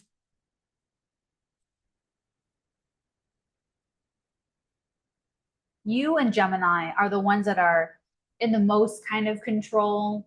I feel like you are a little bit, maybe a little bit more. It doesn't matter. Anyway, so you have Mercury retrograding through Virgo and through Leo, and Mars going through Gemini at the top of your chart. So what this is saying is to keep your mind very open and be very flexible, very adaptable, because there are new things that you're going to be able to accomplish professionally or in your marriage or as a parent, like in your relationship with your child, with your children. And it's like a revamp, it's a redesign of these structures in your life. And it's really, you're driving it, you're spearheading it. And so it's pretty exciting. Okay, so July the 20th, Mars moves to the top of your chart, very visible. Everything that you are doing is very visible. Other people are seeing it very, very clearly. The 21st of July, Mars at the 0th degree of Gemini trines Pluto retrograding in Aquarius in your 6th house.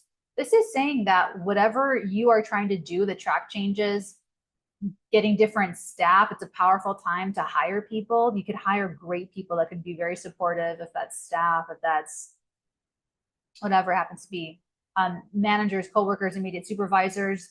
Your daily life, your daily health could be very healthy and undergo a sweeping transformation that's healthier for you, that's more supportive of a successful career, that is more supportive of feeling really good about your day, moment to moment. And that's exhilarating. That's exciting. Then, okay, so this is also happening on the full moon in Capricorn. So there's a changing of the guard happening when it comes to your love life, when it comes to your children, your relationship with your children, when it comes to your creative passions, your small business, your passion projects, your dating life, your sex life. And this has been revolutionizing your heart since 2008. And it's an important year to finish up big work in this area in your heart space. So this is the end of Capricorn. It's a 29th degree. It's a culmination moment of the changing of the guard that's happening. There is like the height of creativity. Your children are making you the most proud ever. You're full of love. There's so much like passion in your marriage. There's so much happiness. You and your spouse are loving raising your children together, or enjoying your children together. Or if you work professionally in the creative arts, you're just like really soaking up something like creative that is very pleasing to you. It's very fulfilling. It's like this, some vehicle that you're using to express yourself, but that also could revolutionize your professional image. Like your branded image is going to change a little bit to being like Virgo's the go-getter, or they're the pace setter, or they're the thought leader, or the like they're like the spearheading, the first, the pioneer, the one in charge or the first to do something with Mars at the very top of your chart. So it's very, very cool. I'm a fan. Okay. Then on the 1st of October, I keep saying October, the 1st of August, we have Mars and Gemini at the top of your chart, trining the South Node in Libra in your second house. This is interesting. This is like a resurgence or a return of a financial windfall or a way of making money that comes back into your life, making money, you know, through a client that you've worked with in the past, or getting paid for something that you've gotten paid to do before. Or this can even be that you are going to bats for something or someone professionally, or for some kind of compensation, or for some kind of maybe even like a relationship. Like if you want to hire like a certain person, you might really go to bats for that person.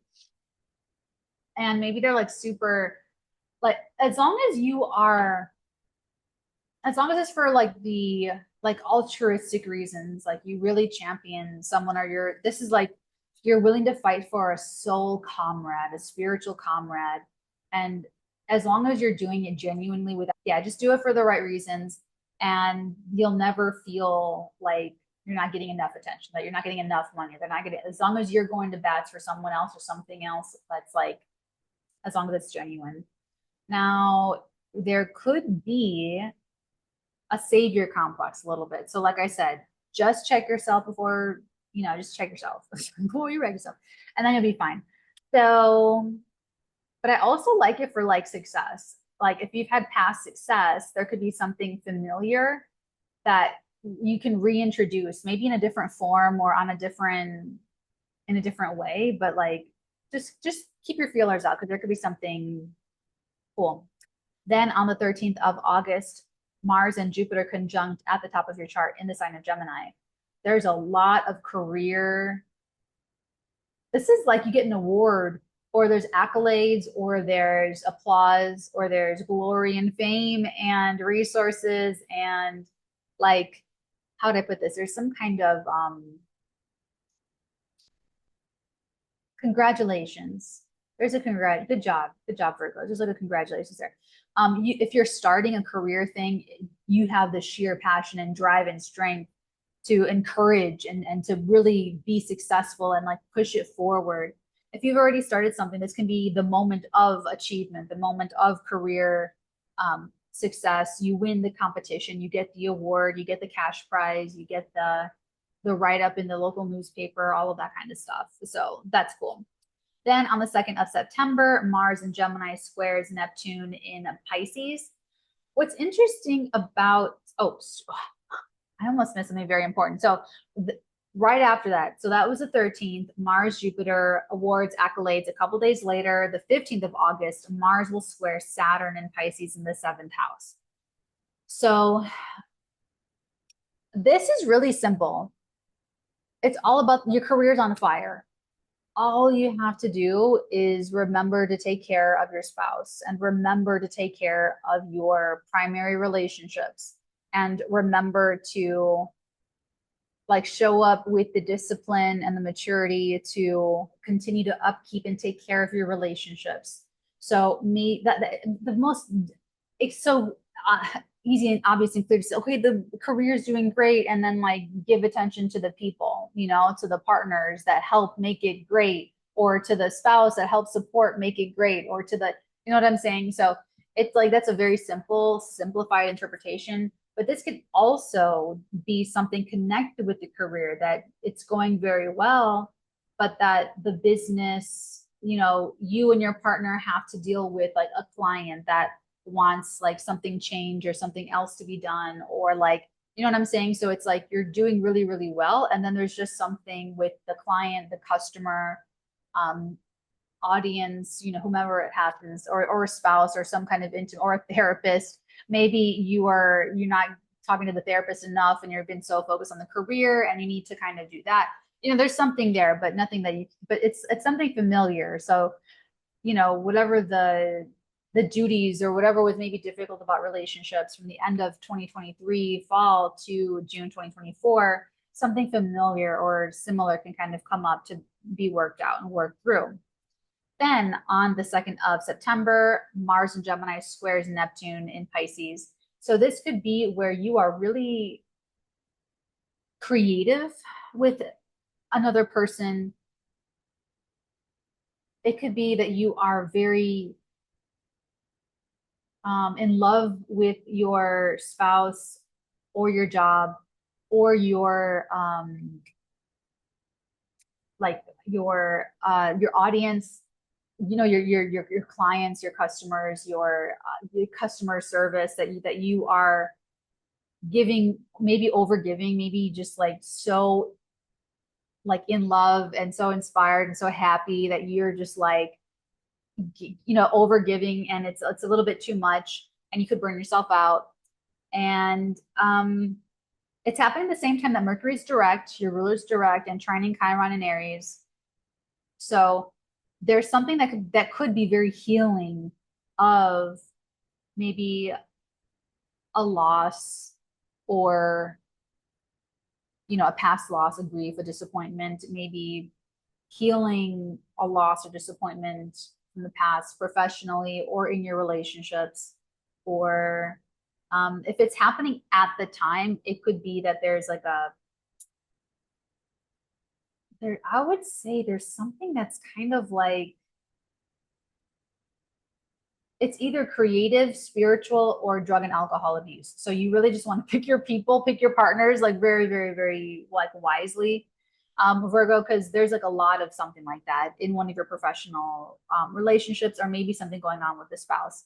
Maybe you're out celebrating and the spouse has a little bit too much to drink, and then they just get like a headache. Like it doesn't feel like a good thing. So, and then the 4th of September, we have Mars and Gemini, 𝚃𝚑𝚎𝚕𝚒 Pluto retrograding at this point in the sign of Capricorn in your 5th house. This is so interesting. This is the last, or this is like it feels very full. It feels like a very critical moment.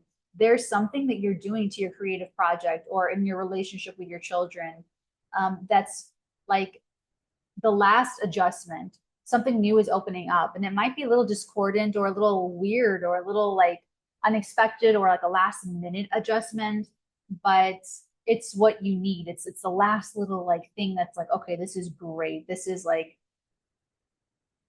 you got to get the job done. You got to get the planes in the air. Pretty sure that's how it goes. Yeah, getting the planes in the air. You got to get the planes in the air. Boom, boom, boom, boom, boom, boom. You got to land them. Got to bring them all down. Boom, boom, boom, boom. You got to, it's got to finish this up. So this is the power and the agenda and the authority of your creativity, your creative passions, but also you could have a very powerful child.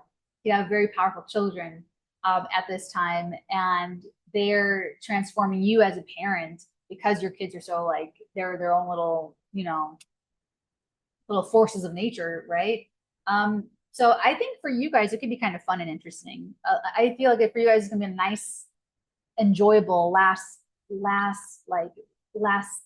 infusion of this big like Mars and Gemini energy in your career house. So you guys enjoy this one. I will see you guys in the next one. Make sure to stay subscribed or get subscribed to the YouTube channel so that you do not miss the notification for when my Mars retrograde video comes out this year. Mars will retrograde December 6th at 6 degrees of Leo. You do not want to miss out. Patrons are going to get it well in advance of that time.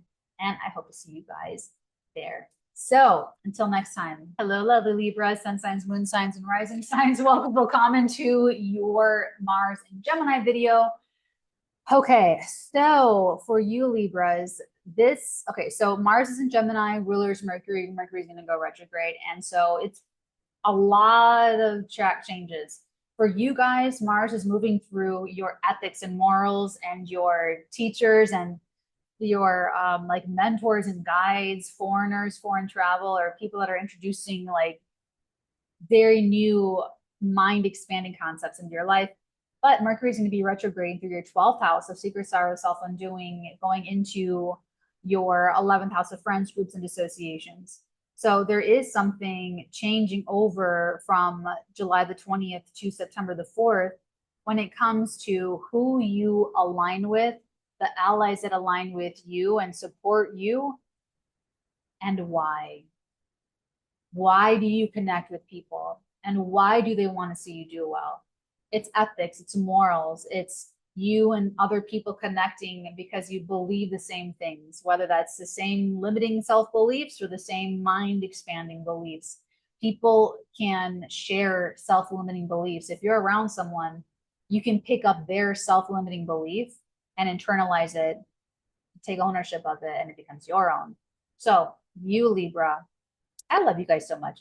You Libras are like going through a rewiring of all of that, your own beliefs and who you align with based on what you believe, but also your goals and how they're changing because of what you believe and what life is showing you. There could also be a publication or a marketing or some kind of, you know, like, how do I put this? Like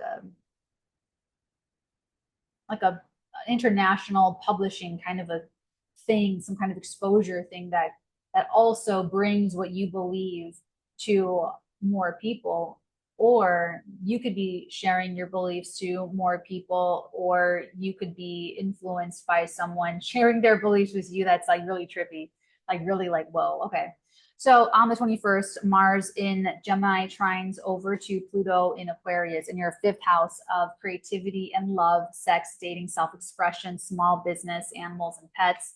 This is giving us a very big indication of what this is going to be about for you. And so it's really powering up your love life. Specifically, if this happens to be with a foreigner or a teacher or a mentor guide or anyone that's like showing you, it could be through a lover, someone that you're dating, that they show you a whole new world, a whole new life, or more about what life can be. Or it's a foreigner maybe that you meet that you fall in love with, and they're just naturally showing you a different, insight into how their culture lives life and sees life, and they're sharing that perspective with you. It could be a creative passion project that maybe you have to travel for it, or you have to, that can show you more and really infuse you, and you're going to be meeting new people and having all kinds of ideas and discussions and things. So it looks really, really exciting. But it's happening on the heels of a full moon in Capricorn. Changing of the guard. It's happening in your fourth house of home and hearth, kith and kin. Something is changing in your family life. Something's changing in your emotional seat of security.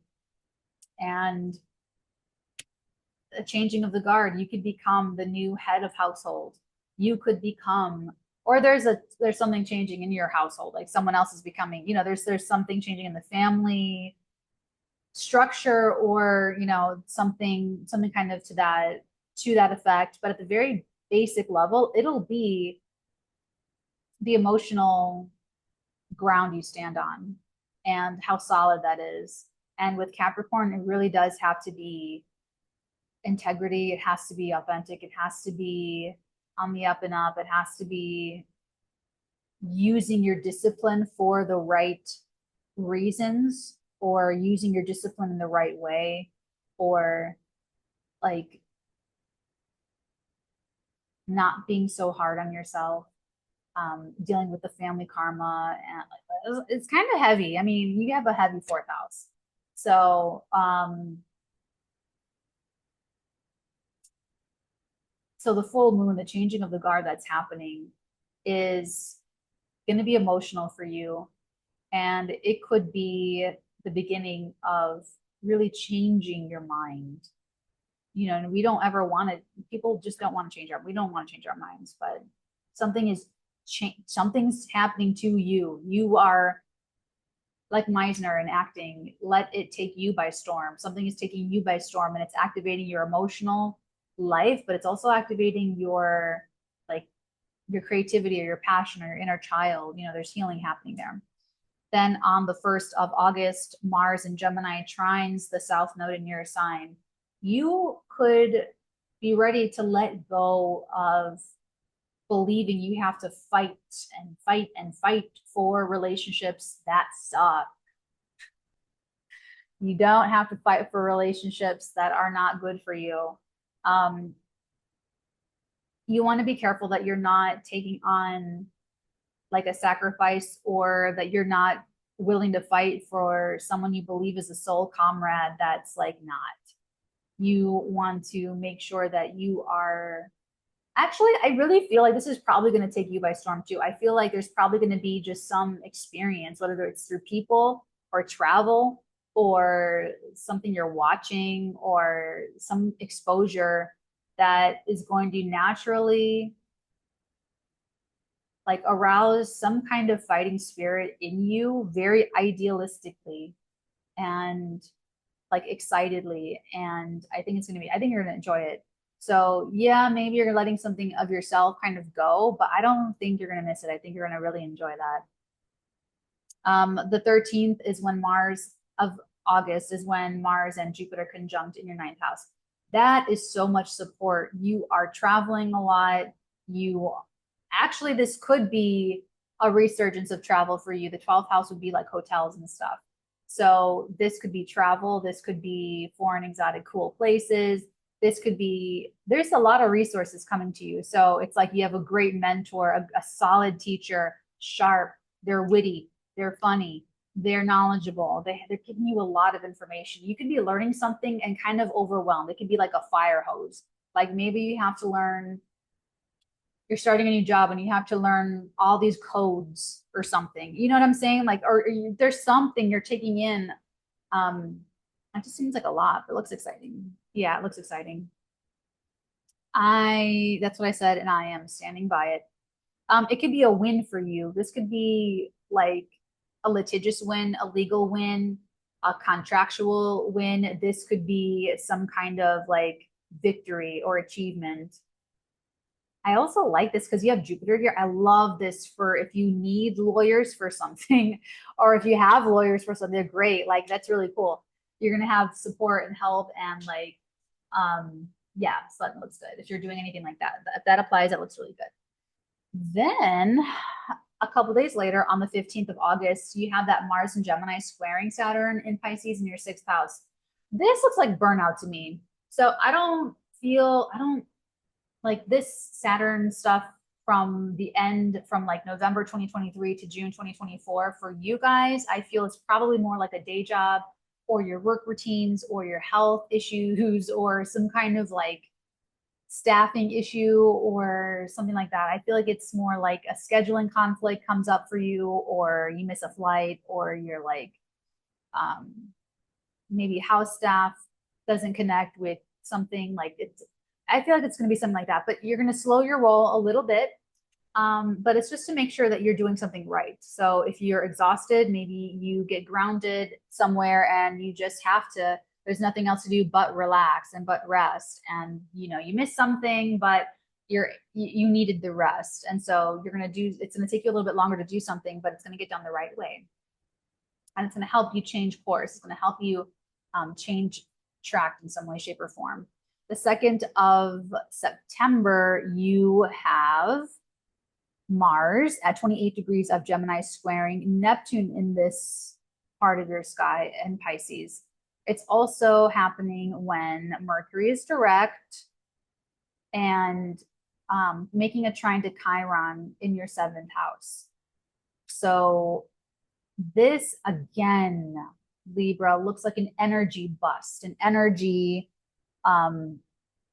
like it just shorts out, like you just the energy goes away, like you're dehydrated, you faint, you know, there's something, especially with the 12th house and the 11th, like you need some rest, you need to just chill out for a second. Or I would also look over all of your paperwork and things like that and just double check for errors and double check for things like that. So there's just, there could be a healing of, there could be like a healing happening of like a health issue, but it may come up again. It depends if you haven't been taking care of it. Also be very careful that you're not being like masochistic or taking anything on that is like hurting you for, you may want to, like you may want to travel, you may want to keep going, but I really feel like for you, this is probably not going to be any like betrayals or anything. It's probably just going to be like a health thing or some scheduling like mishap or something like that. On the 4th, Mars in Gemini makes the quincunx to Pluto, this time in Capricorn in your 4th house.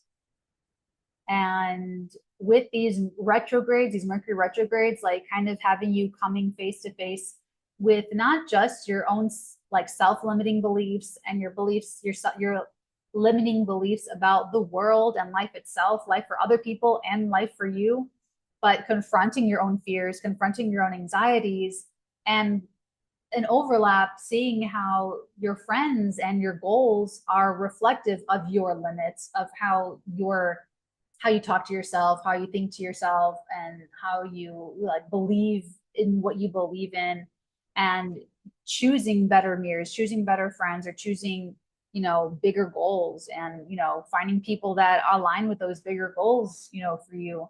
And so this last quincunx is like a family belief or an emotional belief or something that's like stunting you emotionally, some belief or some way of looking at life has been holding you back. And you might have gotten it from mom. You might have, especially if it's pessimistic and thinking everyone's out to get you, or think, Capricorn, your mom was not the cuddly kind. Okay. We know that. I mean, I like to cuddle. So maybe some of you got like a little bit of cuddliness, but like on a general level. So you're there's a little bit of something to do to work there, but it's like, and it's very critical. There's something that you've got to let this go. You've got to move this on. You've got to take this out of take a different path with, how you're going to feel about something in order to have more peace of mind, in order to feel better about where your life is going, in order to feel like you're locked in with a person or a friend or a goal for yourself. You got to do this last thing September the 4th. Then on September 4th, Mars moves into Cancer, and it's a whole different ball game. I hope you enjoyed that, Libra. I always love hanging out with you guys. Make sure that you are, if you're on Patreon, you're already going to get it ahead of everyone else, but make sure that you are subscribed on YouTube so that you don't miss when Mars goes retrograde, December the 6th at 6 degrees of Leo. I will, of course, be reporting on it on YouTube, and then the patrons are, of course, going to get it well in advance. Hello, my lovely Scorpios, sun signs, moon signs, and rising signs. Welcome, willkommen to your Mars and Gemini video. Okay, so Scorps, okay, so Mars is in Gemini, July 20th, your 8th house of, you're going to be this is going to be very, very triggering for you. Okay. Just a heads up. You're going to be triggered because you're going to have to change things that you don't want to change. You do not want to change. This is a very big resistance energy for Scorpios. You guys are getting it the best because you're here, so you're spiritualized, and so you have already a better like attitude towards this.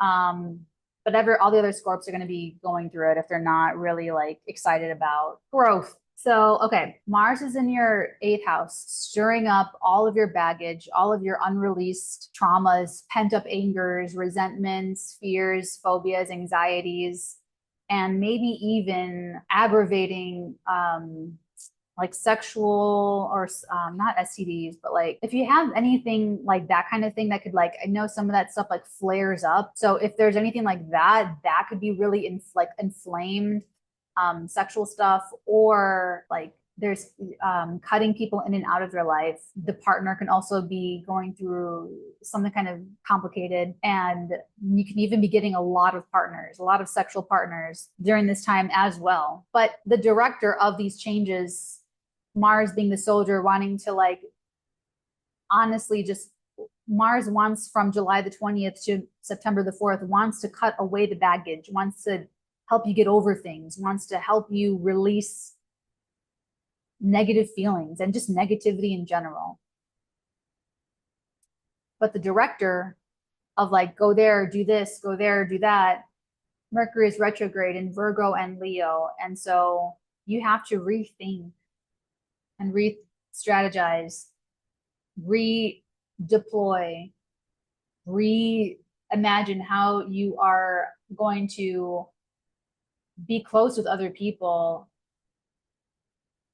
and how you're going to share with others to accomplish professional goals, and to have friends and to have allies that want to support you and do well on your side and be with you. Like for some Scorpios, this can be a wonderful rallying few weeks, like from July to September, where you are changing how you think and speak and how you connect with other people and how you act and how you discuss and how you connect and speak to bring something home professionally and to get more people on your side.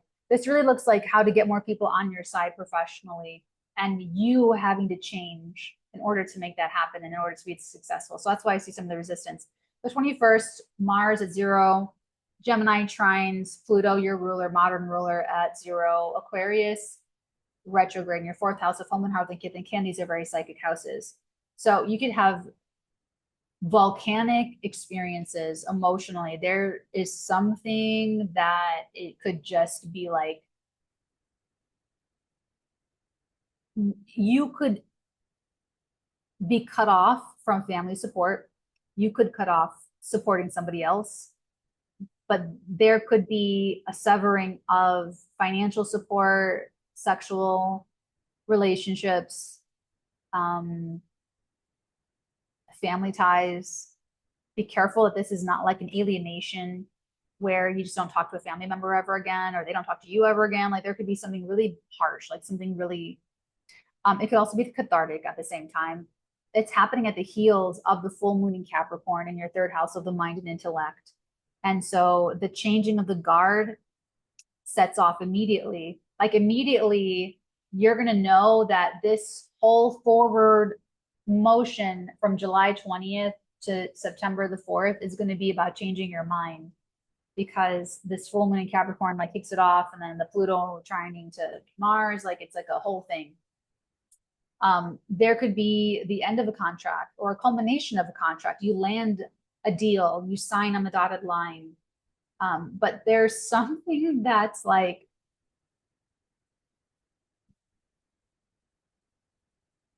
there's something that there's no going back. There's a finality for you. Not for everybody, for you. There's like I feel like there's like a finality, a very big finality to this. I would have to look at your details to get more, but like, okay, the 1st of August, Mars and Gemini trines the South Node in Libra. Oh, things happen. People tend to make and stuff like that. Hold on. Okay. So where was I? Sorry. Trining the South Node in Libra. Okay, so you have the South Node going through your 12th house of secret sorrow, self-undoing, and it's exacerbating all of your self-undoing. It's exacerbating everything you do to self-sabotage and self-destruct. And Mars making the trine over to it, it's like something could really get your goat and you could be sucked right into it and take on some kind of crusade from a subconscious motivation that's going to hurt you in the end. You could be the initiator of something that's going to hurt you in the end if you don't understand your own subconscious motivations. So you want to be very careful that you're not fighting for a lost cause, or that you don't have a savior complex, or that you don't want to die on a hill. If you want to do something, you want to do it very genuinely. And there seems to be like a relationship issues coming up that you could let go of and release and say, you're going to do all this alone by yourself over there. I'm not part of this. If it happens to be with other, people in that kind of context, but you could like flush out some negative karma. But you'll have to just like not take any bait, do the right thing, be the bigger person, take the high road. And there may be someone else or someone may be cutting off. Like I said, there's this like for you, there's like cutting, like losing access, like these different like resources that are not like your South Node. Like this Mars South Node could be actually letting go of a person, or letting go of a foreigner, or letting go of a form of support coming from someone from behind the scenes. Like, you know what I'm saying? Like there could be something, but if it's not like, or you could be doing something behind the scenes to support somebody else, but as the motive has to be correct. You have to come correct. It has to be the right motive. That's all. Then on the 13th of August, Mars conjuncts Jupiter in Gemini in your 8th house. And that could be a cut of resources. It could be a really big conversation. It could be, gosh, do I really see it as a success though in your eighth house though? That's like maybe you are successfully cutting out ideas or options or things that are, the eighth house is bonds and boundaries. So you could be cutting things in and out of your life, a win, like you're getting closer with someone, maybe even sexually. And then also boundaries where you're cutting certain communications specifically, out, icing people out. There's this ongoing Mercury retrograde. So your friends, your social media postings, you're talking differently, you're posting maybe a little bit differently, or the communication is just different in some way, shape, or form, and it's changing your professional image. You're speaking differently about maybe you're speaking differently to parents or to bosses or to authority figures, or conducting yourself differently professionally, or there may be something happening with your image, your reputation. That's what I'm looking for. There could be something happening with the reputation that you're trying to work on. The 15th, Mars squares Saturn in your fifth house of sex, dating, romance, passion, play. So this is not unusual. It's not unfamiliar. You've known about this issue or problem since at least November 2023 and dealing with it to June of 2024, Scorpio. So the intimacy issue, the sexual issue, the creative issue, the fertility issue, the jealousy issue, the bitterness issue, whatever the issue is, it's not unfamiliar. Here it comes up again, and you've got to deal with it maturely. And you may feel like it's a setback, especially sexually with somebody else, but don't look at it as a setback. It's just making you better, or it's just making the connection better. So something might take a little bit more time, but it's just going to be done better. That's all. The 2nd of September, we have Mars making the square to Neptune at 28 degrees of Pisces retrograde. Mercury is direct at this point, trining Chiron and Aries. So it could be healing. It could be very powerfully healing, but honestly, for you, wrap it up, go get tested. I don't like this for you at all. This just spells out sexual escapades that are drowning in deception and murkiness, and like this could be date rape. This, I don't know if I can say that. I think I can. It could be all that stuff, but it can also be sexually transmitted diseases, sexually transmitted funguses. I heard are like going out a lot right now, and it could be anything like toxic or harmful to you that comes through sex with another person, or comes through someone you're dating, or comes through someone that you are sharing finances with. So whatever it is, just be very, I would lock down the boundaries around that time. Because that could be clear, deception and like, or baby trapping, or like, there could be like all kinds of stuff. So I would just personally like totally go ahead and be as paranoid as you want. Then on the 4th of September, Mars and Gemini makes the last quincunx energy, last connection to Pluto, this time in Capricorn in your 3rd house. There's like a last ditch effort. There's like this last emphasis on getting the job done when it comes to changing your mind, letting go of some baggage mentally and psychologically, a conversation you have to have, something you have to say, a deal that you have to adjust, something you've got to take back, something you've got to apologize for, that you're not going to die on the hill for, or settle something up with somebody else, or take some new path that opens up. It's going to look unusual, or it might be uncomfortable. You might really resent it. You might be close to like closing a deal, but then the last minute they change something and you're like, what? It could be something like that. It could be like, but there's some last minute adjustment with intimacy with you and somebody else. And it's demanding that you take a different course of action in how you speak, how you talk, what you're doing with this other person, how you are handling something, how you are talking about something, thinking about something, or making plans for something. Then on the 4th, Mars moves into Cancer and everything changes. I love you guys. I hope that you guys enjoyed this, got a lot out of it. If you're on Patreon, you got this well in advance. And if you're getting this close to when Mars enters Gemini, then you still have time to just make your plans ahead of time, strategize accordingly. Make sure you are subscribed to the YouTube channel so that you do not miss the notification when my Mars retrograde video comes out. It comes out, well, patrons are going to get it well in advance, but Mars will station retrograde December the 6th at 6 degrees of Leo, and you are going to want to hear what I have to say to you about that.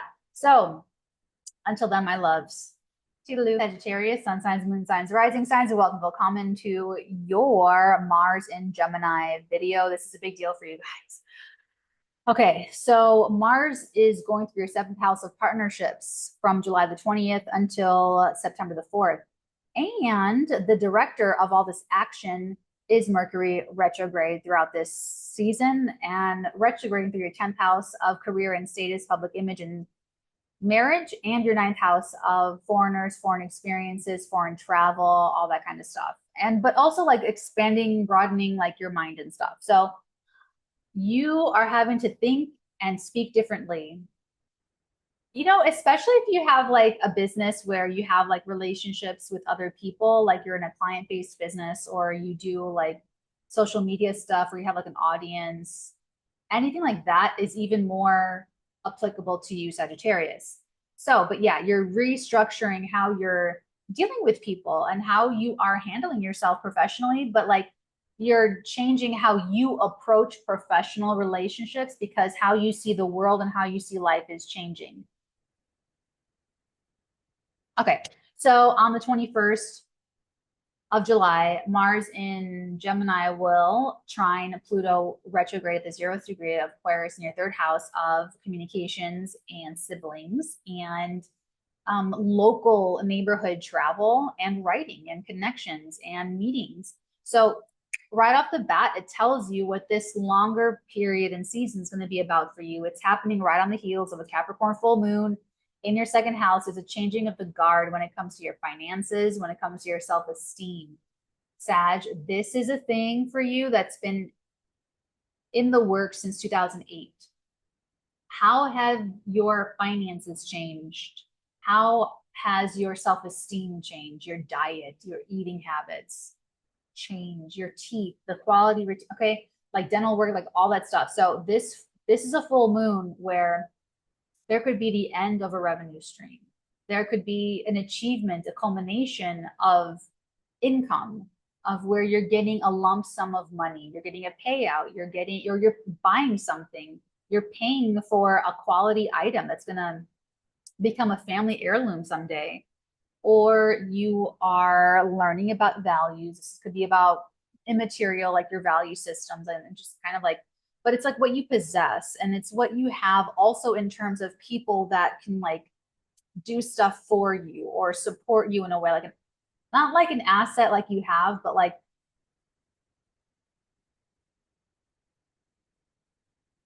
people that are helping you earn your money and you earning your money through your skills, talents, and abilities and the money you have right now. So like I said, you could be selling something. Some of you could be selling something that's like going to be really good for your family. But like that full moon is bringing it to a close. It's bringing it to a culmination. And like I said, it's a really big deal because your finances and your finances and self-esteem have just been going through so much since 2008. So it's just like, and then with the trine from Mars to Pluto, this is like a very big conversation with another person about your money, about your finances. It could even be an important meeting that you're having with somebody else during that time. The 1st of August, we have Mars in Gemini making the trine to the South Node in Libra in your 11th house of friends, groups, and associations. It could be magical. I love this if you're very like willing to fight for your soul comrades at this time. And I'm loving it. This is like aligning yourself with true blue friends, allies, groups, and associations, and really showing up for them and being with them. Some of them can show up and stand with you and stand up for you, just so long as you are both doing it with the right motivation, the right, like making sure that you're not doing it with any kind of expectation. So make sure that you're not like expecting like a bigger glory or a Facebook post out of it, or like, you know, like so long as you're just doing it because you really believe in like justice for your friend or for your other person, or they could be coming up to make things right for you, and you're like as long as it's like that, then you're gonna be fine. Otherwise, this can be a little bit of a savior complex. This might actually be the other person. It could be your partner, it could be your client, it could be, you know, your therapist or something, but they could actually come in with some kind of karmic relational complex that you're trying to like separate yourself from. Then on the 13th of August, Mars and Jupiter conjunct at 16 degrees of Gemini in your seventh house. This could be that you let something, okay.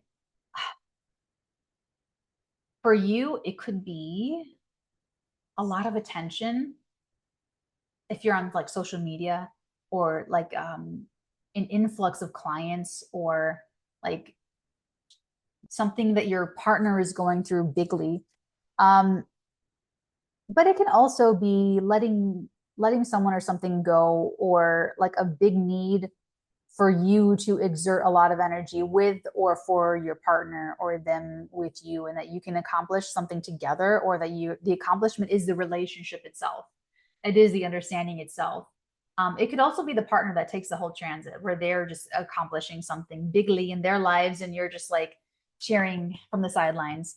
So either way, it looks like a win. A win for them is a win for you, and vice versa. Then a couple days later, on the 15th of August, Mars and Gemini square Saturn and Pisces in your fourth house of home and hearth and kith and kin.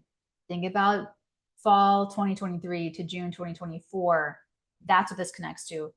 These are issues that they're nothing new, Sag. It's like the issues with your roommates, your landlords, your living situation with your family, your spouse, your children, your Jesus, your children, and or mortgages, roommates, rents, tenancies, like all that stuff.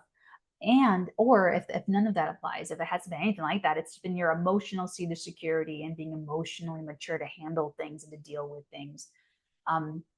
So unfortunately, this could have just been like where you just haven't had zero support emotionally.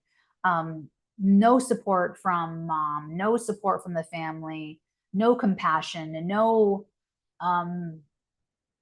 thinking about you, no one thinking about you, and from the people that are supposed to be thinking about you. You're like, aren't you supposed to care about me? But no, not with Saturn through Pisces for Sagittarius. I'm so sorry, Sag. You're the one. It's all got to come from you right now.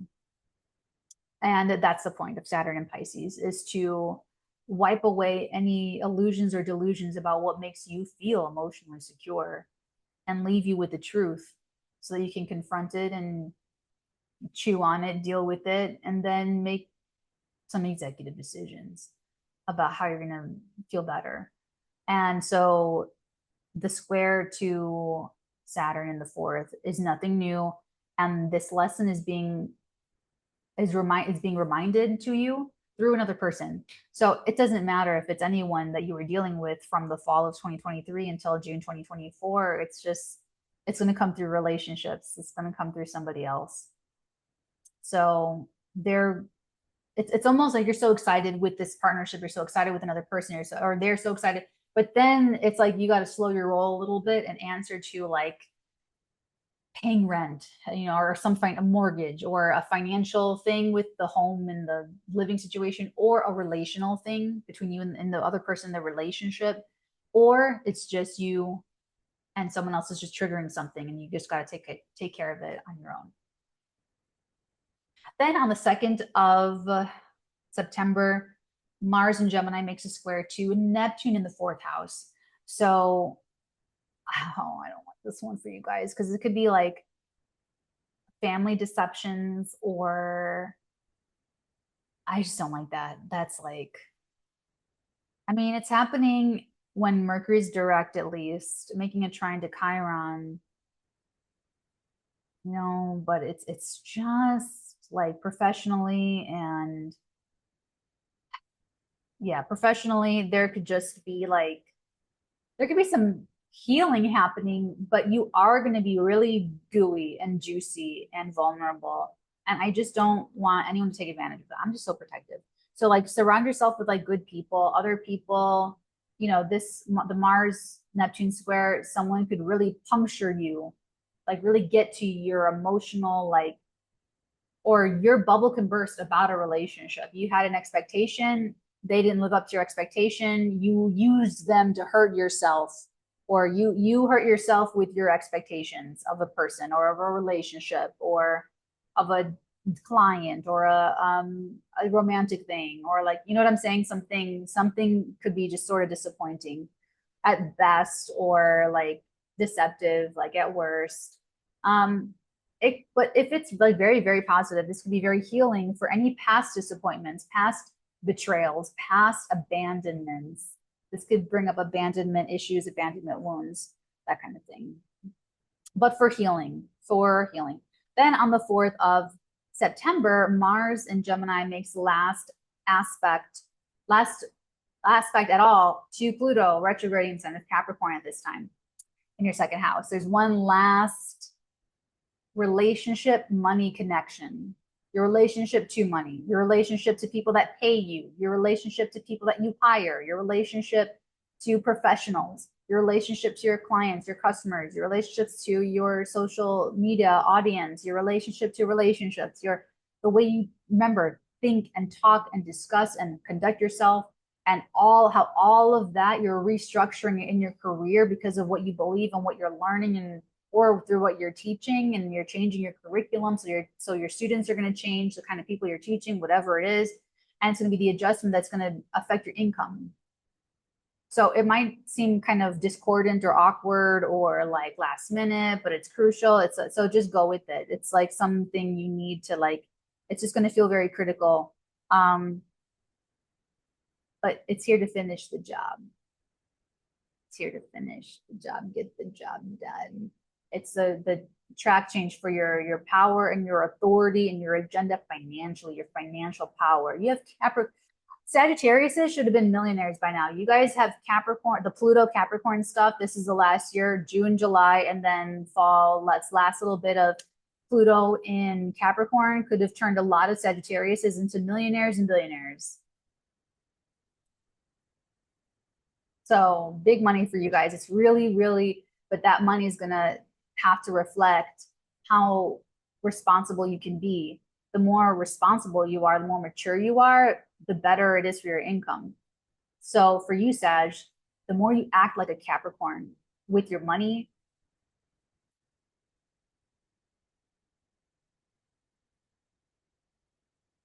you're welcome. I love you guys. Take good care. Hope you guys got a kick out of that. Patrons get everything very, very early nowadays. And so if you are on YouTube, make sure that you are subscribed to the channel, because you don't want to miss my Mars retrograde video this year, do you? Mars retrogrades December the 6th at 6 degrees of Leo, and you want to hear what I have to say about it. So until then, my loves, many beautiful blessings upon all of your beautiful head starlings. Welcome, Capricorn, sun signs, moon signs, and rising signs to Mars in Gemini 2024 for us. Okay, so Mars and Gemini going through our 6th house. Oh, we're going to be so busy. So, okay, Mars and Gemini is doing the thing. The director of the doing of the things is Mercury retrograding in our 9th house and in our 8th house as well. So we have to think and speak differently and take different actions, act differently to accommodate the changes that are taking place because of how we're seeing life differently, and because of the changing bonds and boundaries that we are also experiencing throughout this time. Mars in the 6th house, honestly, like I remember the last time Mars was in the 6th house with Mars and Gemini, and I remember when Mars was retrograde in Gemini, like it just was like, this for us, we're going to be taking on something like, we're either going to have a very heavy daily load where we have like a lot to do, a lot that we're working through. And that's great because Mars is giving us the stamina and the drive and like being able to do it. It just needs to be a sacrifice that we're making, or like a burden, or we just got to carry. Oh, what's that thing? Is it about treading water? I think that's it. Treading water, carrying water, something like that. Anyway, but it's like slogging, schlepping through shit to get something done. And so, but it's also our routines, it's our rituals, it's our work life, it's how we show up to the moments of our lives, moment to moment. Are we grateful? What's the state of mind? You know, so it looks kind of busy and hectic, but let's keep going. The 20th of July, Mars enters Gemini and we have a project. Or it could start with like fighting at the office, or your coworkers, managers, immediate supervisors, employees, they're all revolting against you or against us, or like, you know, it's like there's something happening. There's like, or there's just like a lot of energetic new, you know, but kind of maybe aggressive. So anyway, on the 21st of July, Mars, let's see, 20, always do this. Sorry.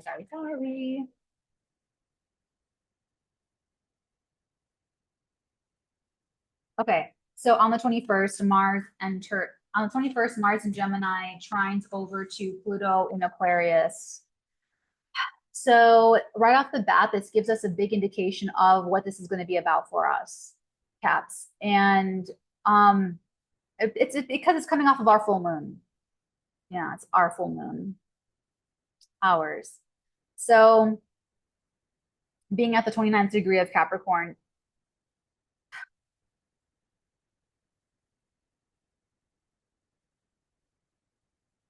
we made it. I'm just like, guys, like, let's all just like sing, like hold hands and sing Kumbaya, because like, watch my Cancer, the Cancer one, because oh my God, Caps, since 2008, for those of us that are still alive, like we made it. We made it. We are still standing. We, by the end of 2024, will have made it. So this is like one of those moments, June, July, and then here we go, finishing the wrapping up of the last little energy of Pluto and Capricorn, and then we're done. It's never happening in life ever again.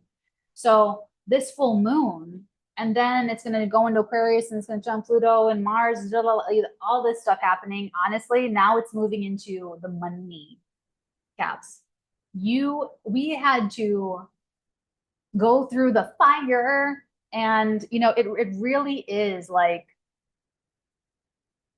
how do I put this? It really, really is like getting cut off at the knees over and over again. Like we've just been cut off at the knees over and over and over again.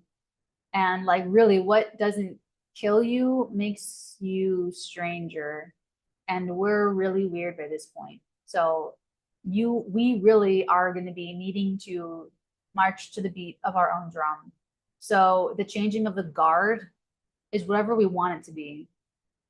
And here's the separation of good Capricorn that's going to get a lot of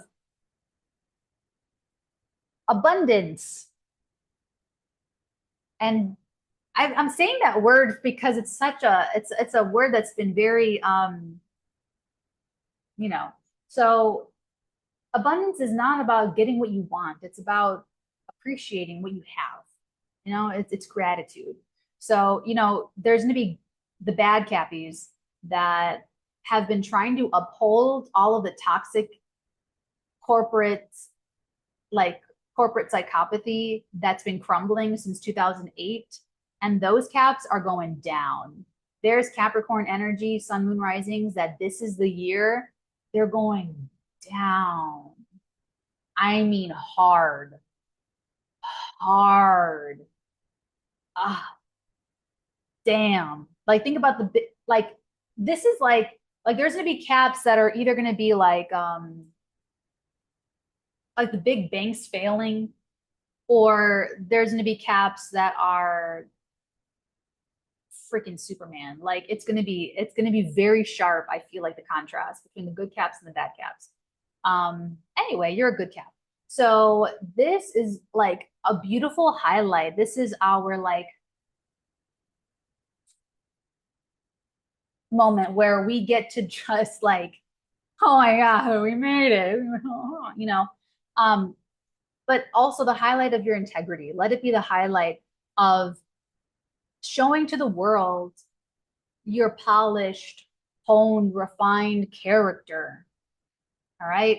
Like in my life, I've always had like one Libra best friend. And like I know they love like my bone structure and like caps. Like I'm sure you have people that maybe in your life let you be an asshole because they liked your money or your bone structure or like something like whatever. But you know what? You have to look at yourself in the mirror every day. Like you have to be honest with yourself. And since 2008, you've just been like drilled down to the bone. Like this needs to be about what's really there. It needs to be very authentic. So if there's any like facade or like fakery or it's status stuff, bullshit with status and money, like any of that crumbling down. It's going to be, you're going to be looped in with everybody else. That's like the bank's failing and all this stuff and all the things. So it's like that corporate psychopathy, the old boys club, all that stuff is going down, down, down. So this is your crowning moment of achievement where you get to like rise, like all that's going down and then other caps rise to take the place. So there's a changing of the guard from so we are the Capricorn, right? And it's our full moon. There's a changing of the guard in other areas of life for other people, but for us, it's our whole life. So the changing of the guard is in our lives, being the guard. We're the new guard. We're the new, everyone changing the guard means it's Capricorn in your life. We're the new guard.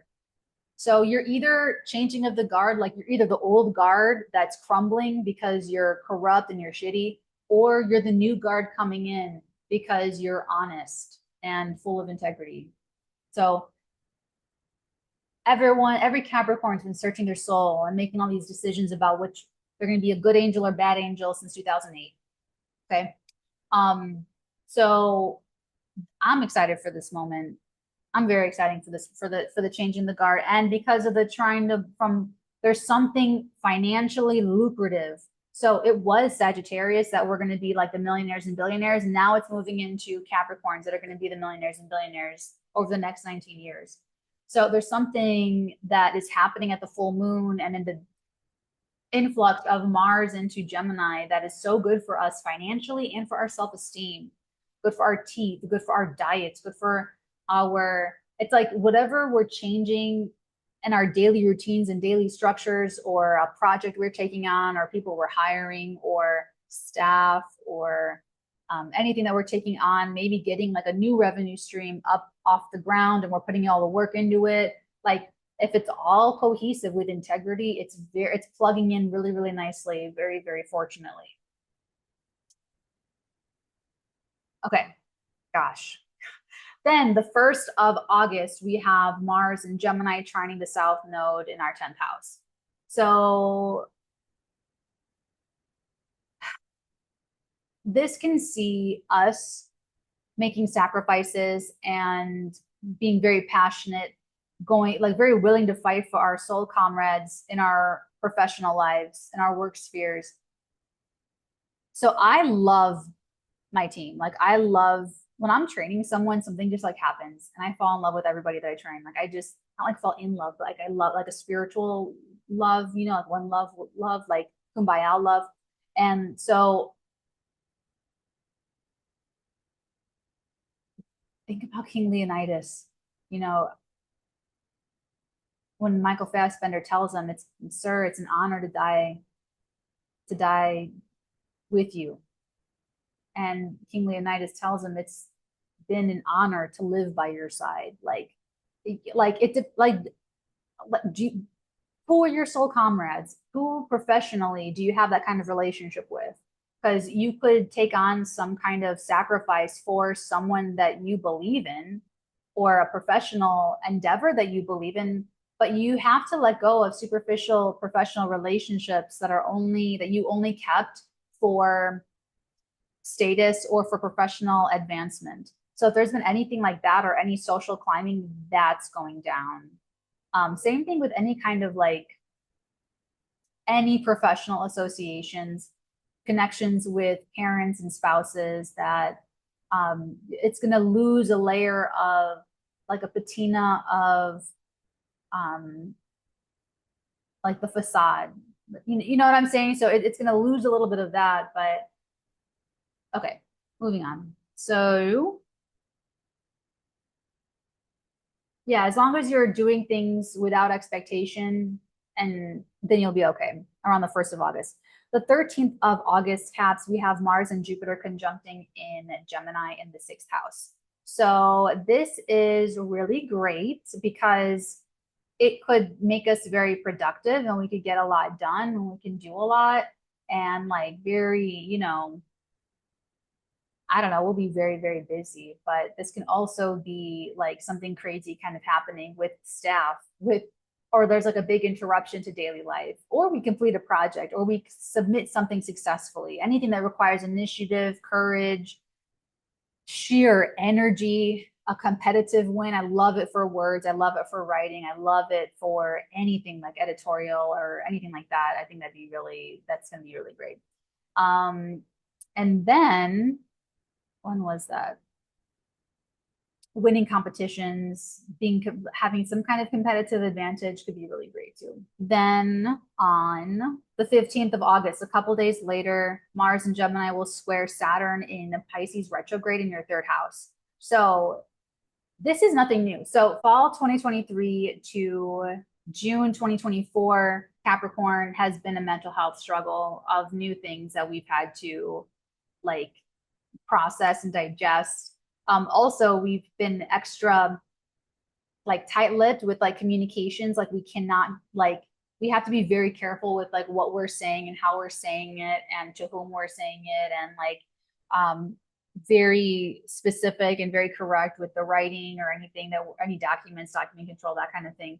So there's something about either daily life or your routines or a project that you're working on or your staff or your like employees is like there's something coming up against your like mental like faculties, like your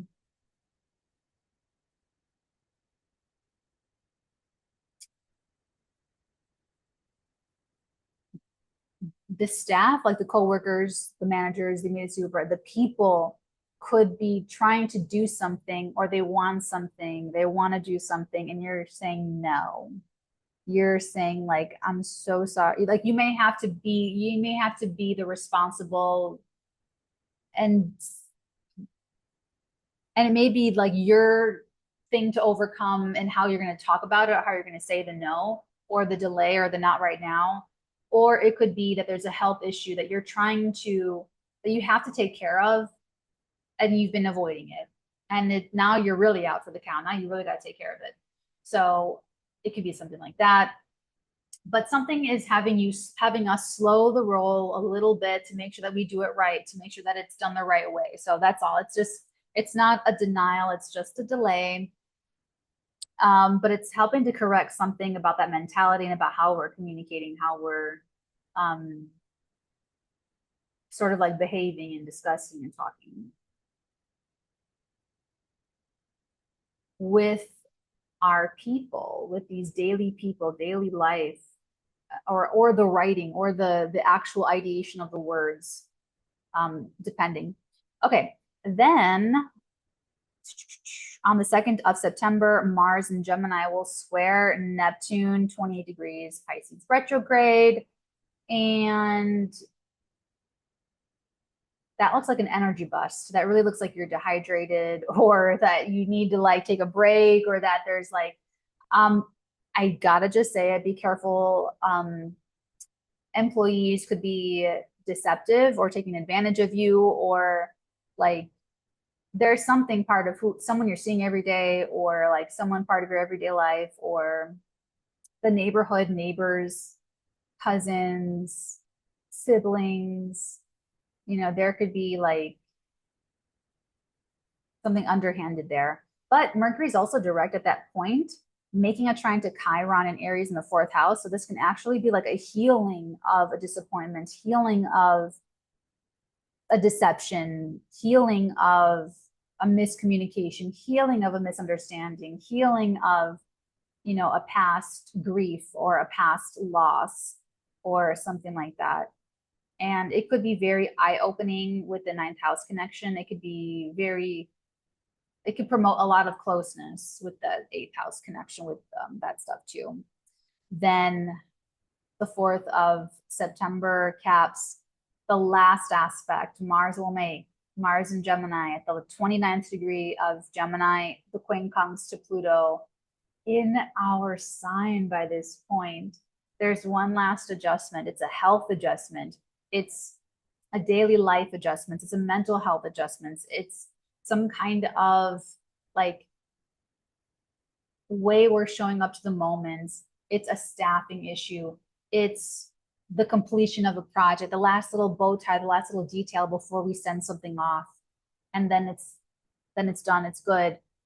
So open up to it. Keep your eyes peeled for that last minute adjustment and then run with it, because there's some last little like kind of adjustment that you're making that could have something to, that's having something to do with powering you up.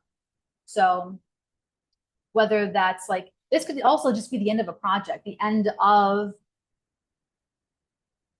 treading water. I think it's carrying water, but the end of it, you're done. You're not doing it anymore. It doesn't matter anymore. But the end of like that project, the end of that, like it may feel Herculean. It may feel like drudgery. It may feel like you're digging ditches, but you're done digging the ditches and you're like, and it's added that much more character to you. That's my favorite part about surviving everything, is like that I have who I am. That's been the best out of this whole shebang of an experience called life. So like, I mean, really, like, honestly, every Capricorn sun and rising, we could all write a little book about it. But there's one last little adjustment that we're trying to make beginning of September.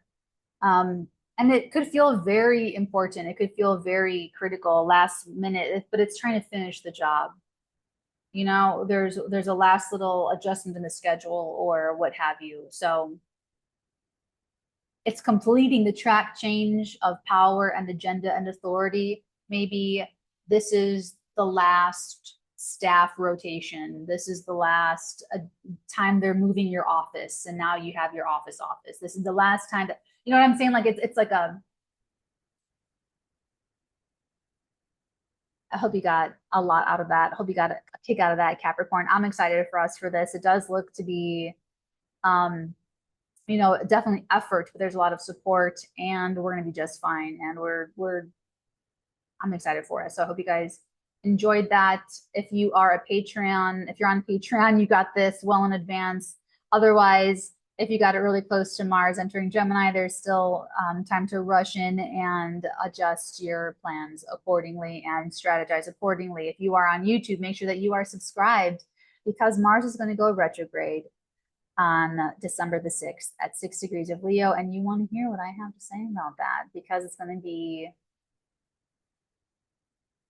I hope to see you guys then. Until then, my loves, many beautiful blessings on all of your beautiful heads, darlings. Hello, Aquas, sun signs, moon signs, and rising signs. Welcome to your Mars in Gemini video. Okay, so Mars enters Gemini July the 20th, and then they will be there until September the 4th. However, Mars and Gemini in our moon in Aquarius, Mars is in Gemini in our 5th house of love, sex, dating, passion, play, fun, romance, small business. But the director of where the action is Mercury retrograding in Virgo and Leo. So this whole thing has been about making track changes and thinking differently, speaking differently, taking different actions in different ways to get these different things done when it comes to relationships. And it really is sex, dating, romance, And bonding, and whether you're bonding to take care of a child or to raise a child, create a child, or work with someone else on a business, work with someone else on a small business, work with somebody else on a creative passion project. In all of these different scenarios, and in more, I'm sure, there's going to be necessary reworking of how you connect with others, how you connect with primary partnership relationships, and how you bond with them. So like you're redoing the bonds and the boundaries. So you're letting other people in, keeping other people out. And it should be really centered on like your inner child and your healing, inner child healing, or just taking care of your inner child, or just, having even new ways to connect with your own fun and joy through other people. Okay. July 21st, Mars enters Gemini and trines over to Pluto retrograding in your sign.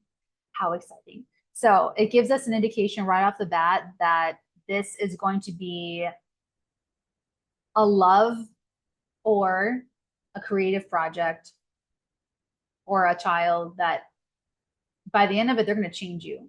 They're going to completely change you on a whole visceral level. So watch Capricorns, because I talk a little bit about, I should talk more about it, every Capricorn should, about Pluto and Capricorn. And so I'm a Capricorn sun, so with a stellium. So you have Pluto going through Aquarius if you're a sun or ascendant, or if you're a moon, as I am as well. But like, if it's your sun or ascendant,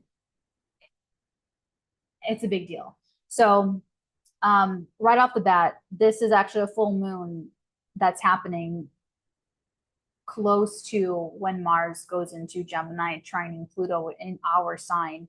So there's a changing of the guard subconsciously. There's a changing of the guard in your blind spots, with a foreigner, with something you didn't see, with something you were worried about. This is very likely going to like show you have nothing to worry about, that there is no boogeyman, that there's no fear. That's my favorite thing about Venus Pluto, or any Pluto connection, is when people realize there was nothing to be afraid of but fear itself. So this is like your full moon in the 12th house is like, everything's okay, everything's fine. It's going to show you more about maybe, oh, I was afraid of that, but now I know for sure it's okay. I can really see how I was really afraid of it going wrong, or, something like that. So, there's like the changing of the guard with karmic issues and little karmic reckonings and that kind of thing. But Mars, Pluto, that's love, that's heart space, that's passion, that's great sex, that's, like I said, something creative that is going a long way to transforming you. And it's another person. It's another person. It's other people. It's your relationship with your audience, with your clients, with the most important people in your life, your primary relationship people. Then the 1st of August, Mars trines the South Node in Libra from your 5th house to the 9th house. You could really go to bats for love you believe in. You could really be some kind of like spiritual warrior for love during this time.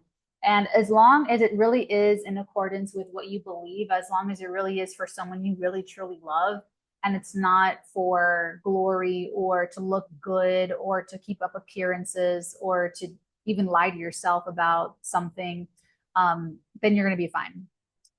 Then the 13th, Mars conjuncts Jupiter in your 5th house, in our 5th house.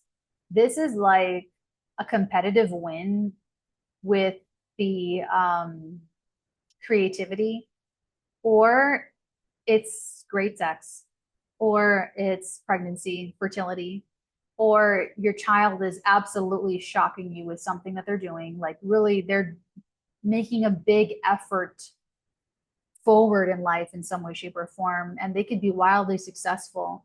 This could be a lottery win. This could be anything really happy, but it can also be kind of like a little bit abrasive, especially since this speaks to how we are changing how we're thinking and how we're talking and how we are connecting and how we're collaborating on creative projects potentially. that it also speaks to like a lot of excitement for this stuff, a lot of like fervor, a lot of options. And so just be careful that this doesn't overstimulate you, a little bit too much of a good thing, or like getting super heady and not able to focus or not able to pick on something or settle on something. So it just looks a little overstimulating for like the fun though.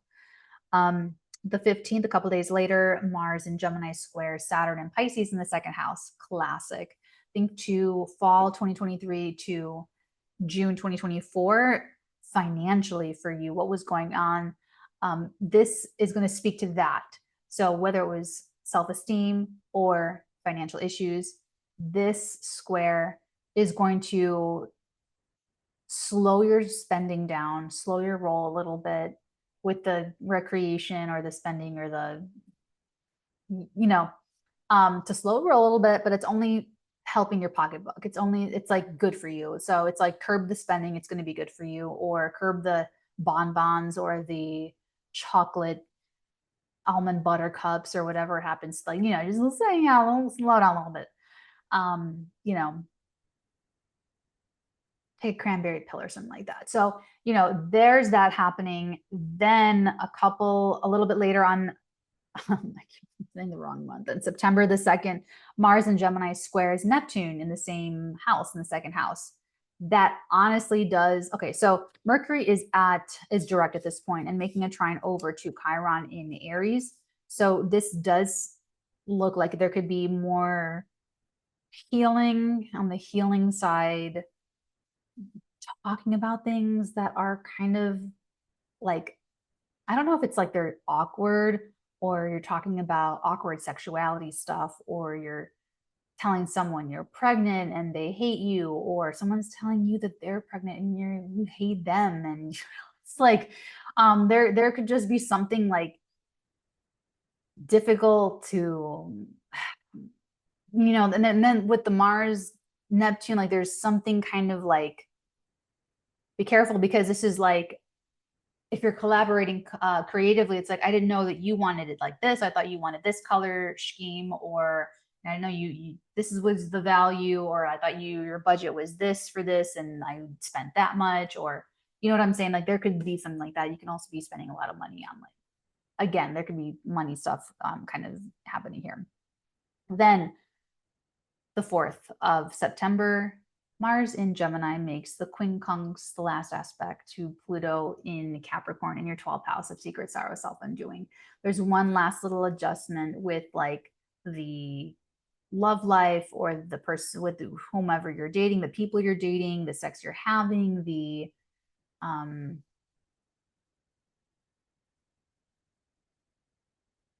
would say this could even be like the children that you already have, or your small business, or anything, all the options, right? There's going to be some other thing that kind of comes up that is really maybe discordant or irksome. It's something that gets under your skin, or again, more of like a blind spot kind of coming up for you, but it's getting the job done, of showing you what those are, of showing you what you really think, who you really are, how you really feel, what your life really is, because of what you're making it from your subconscious energy. So there's something that comes up. And Pluto, like I said, the end of Capricorn. And so there's like, it's a critical moment in the track change of you reclaiming your power, authority, agenda, and like having a certain, like, making the executive decisions in your life, and not letting your subconscious stop you, not letting yours, getting out of your own way. That's what this last little thing, getting out of your own way so that you can go forth and prosper. I like that. Okay, Aquas. Then on the 4th, Mars moves into Cancer. Everything changes. So Patreons got this well in advance. If you are getting this close to Mars entering Gemini, there's still a little bit of time to rush and make your plans accordingly. Make sure you are subscribed to the YouTube channel. However, because you don't want to miss Mars retrograding in Leo, December the 6th, Mars will retrograde at 6 degrees of Leo. And I have things to say about it, especially since It's your relationship house. So our relationship house. So I will hopefully see you guys then. Until then, many beautiful blessings upon all. Hello, my lovely Pisces, sun signs, moon signs, and rising signs. Welcome, willkommen to your Mars in Gemini transit. This is a big deal for you guys. Because Mars is going through your fourth house of home and hearth and kith and kin, your family, your roommates, any like tenants you have, anyone that's emotionally very close to you or you would consider your family. And Mars is a very aggressive, angry little planet. So stirring up a lot emotionally for you, very, very strong feelings from July the 20th until September the 4th. And this is going to probably increase disagreements with family members, with all these people that I mentioned. Okay, so the director of the action taking place is Mercury in your seventh house of partnerships, changing their mind, going retrograde through Virgo and Leo. So this entire time is really about you changing your mind and your communication and people who you're talking to, not just like how you're talking and what you're talking about, but with whom you're talking, to create a better balance in your relationships. So this is almost like it's relationships, but it's also like sort of like home life relationships, family relationships, primary relationships, and also coworkers, managers, immediate supervisors, office relationships, or people that like work for you, your nail techs, your lawn mowers, your, employees, that kind of thing. So on the 21st, Mars in Gemini trines over to Pluto retrograde in Aquarius in your 12th house of secret sorrow, self-undoing. And it's coming off the heels of a full moon. So the full moon in Capricorn lights up your house of friendships and goals and dreams. So there could be a dream coming true in July. There could be the end of a dream where you give up on the dream and you're like, I don't want this anymore.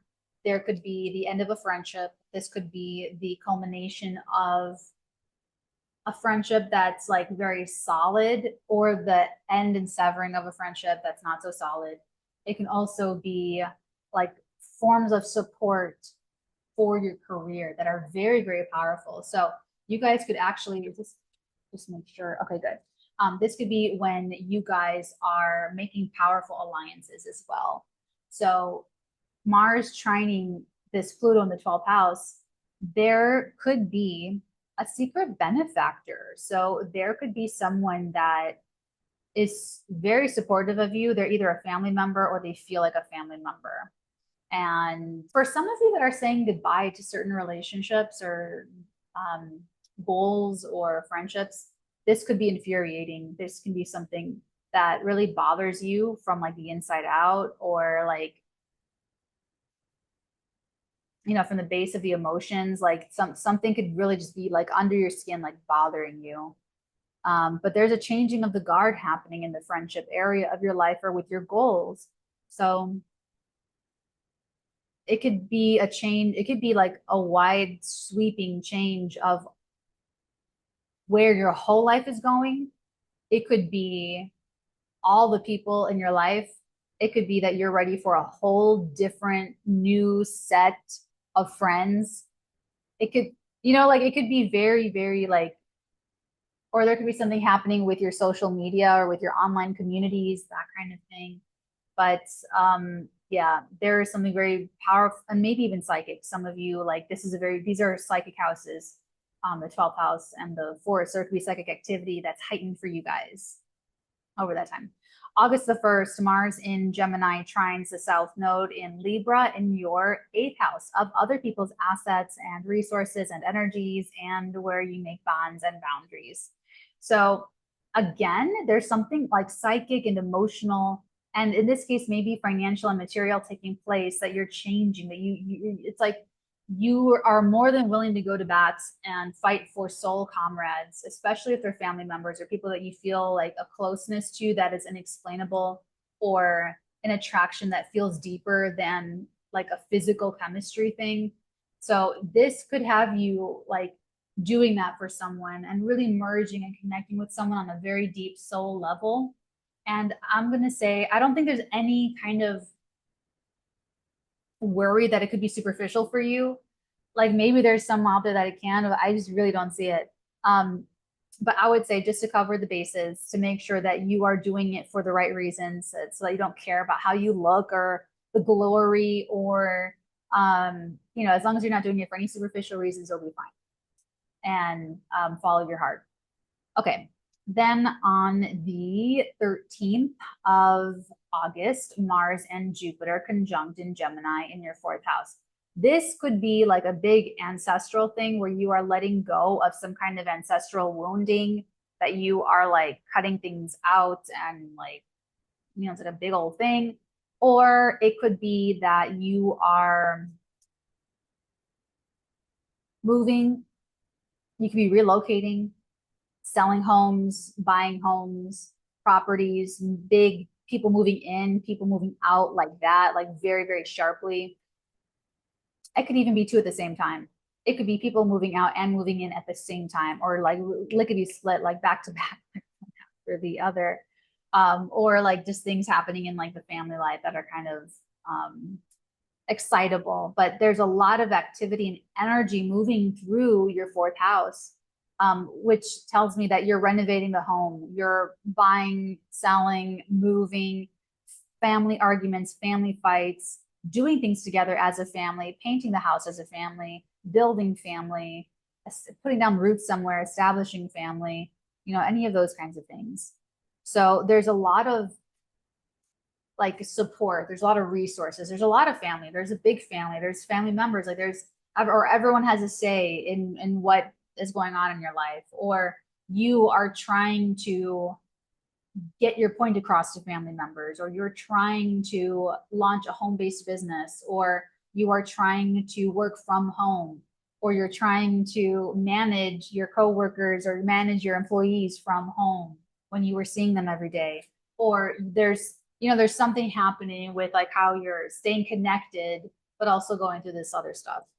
So the 15th, a couple days later, you have like that big influx of like support, kind of like abundance, and family seems to be really, really like supportive, but also energizing and maybe kind of annoying or maybe argumentative or like butting heads with you a little bit. On the 15th, Mars squares Saturn. So think about what's been emotionally difficult for you. It got more difficult from like the fall of 2023 to June 2024. Those were like the hottest times when something was really difficult for you. Maybe you had to mature, or you had to be responsible for something, or you had to like, but think about, because of this part of it in the year, think about how you may have had to restrain yourself when you wanted to be freer in your expression, or in what you were physically doing and the actions you were like allowed to take, or and what were you allowed or not allowed to say, or like all that kind of, like there could have been some like, you could have just been having to be very restrained for a reason or a purpose. And so that can kind of come back up again, but it's helping to like pull the energy and the momentum into the new direction you're trying to take everything in, which is like reorganizing all these relationships and, you know, duties and like all that stuff. And what you're responsible for, what someone else is responsible for, specifically with the friends and stuff, like you're very much like,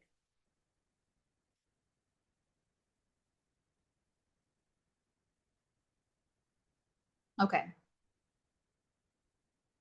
Then on the 2nd of September, we have Mars in Gemini squaring Neptune in Pisces in your sign. So this could just be when you just want to like stay home, you know, take a day off, go on vacay. There could be like an energy drain, or some kind of, I mean, on the worst case, it could be like a deception from a family member, or, you know, something kind of not that great happening in the house, or something that kind of goes down, or something's just not what you thought it was, or a family member is not who you thought they were, or someone you're very close to emotionally or in your house is not who you thought they were, or there's like,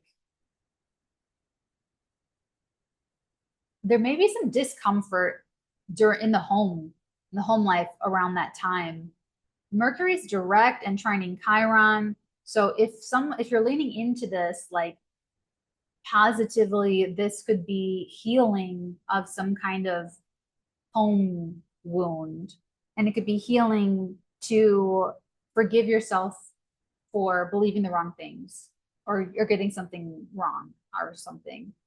And the self-compassion and the self-forgiveness and the self-understanding could be what changes you emotionally, where you have more of a foundation for yourself to really, like, how to put this, like, really feel more confident, and that you don't have to hold on to, not like a lie, but like you don't have to like worry or have any like fears, especially when it comes to facing things and being mature or taking responsibility or being honest or being forthright. Like there's no fear. You don't have to fear any of that. Like, you know, like there's something you're coming into with this. It's really interesting. Okay.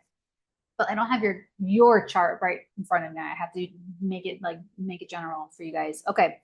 Then on the 4th of September, Mars in Gemini, 𝚃𝚑𝚎𝚎, Pluto retrograding. And this time, the end of Capricorn, there's one last adjustment with the friends, with the goals, with where your life is heading, the direction here. There's one last maybe power struggle, maybe, or you know, something bothers you that gets under your skin about a friend or a goal, or a friend group or social media, or like, you know, there's some last thing that you have to settle with them, and then you're okay, and then you can move on, and then the change should have been like a complete like changeover.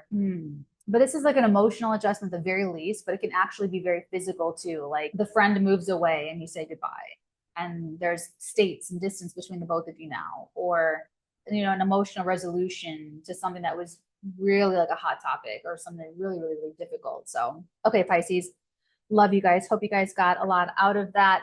I will see you guys in the next one. Patreon had this very early, and if you are on YouTube, make sure that you are subscribed, because Mars will retrograde December the 6th of this year in the sign of Leo at 6 degrees, and I don't want you to miss it. So I hope to see you guys then. Until then, many beautiful blessings upon all of your beautiful heads, darlings.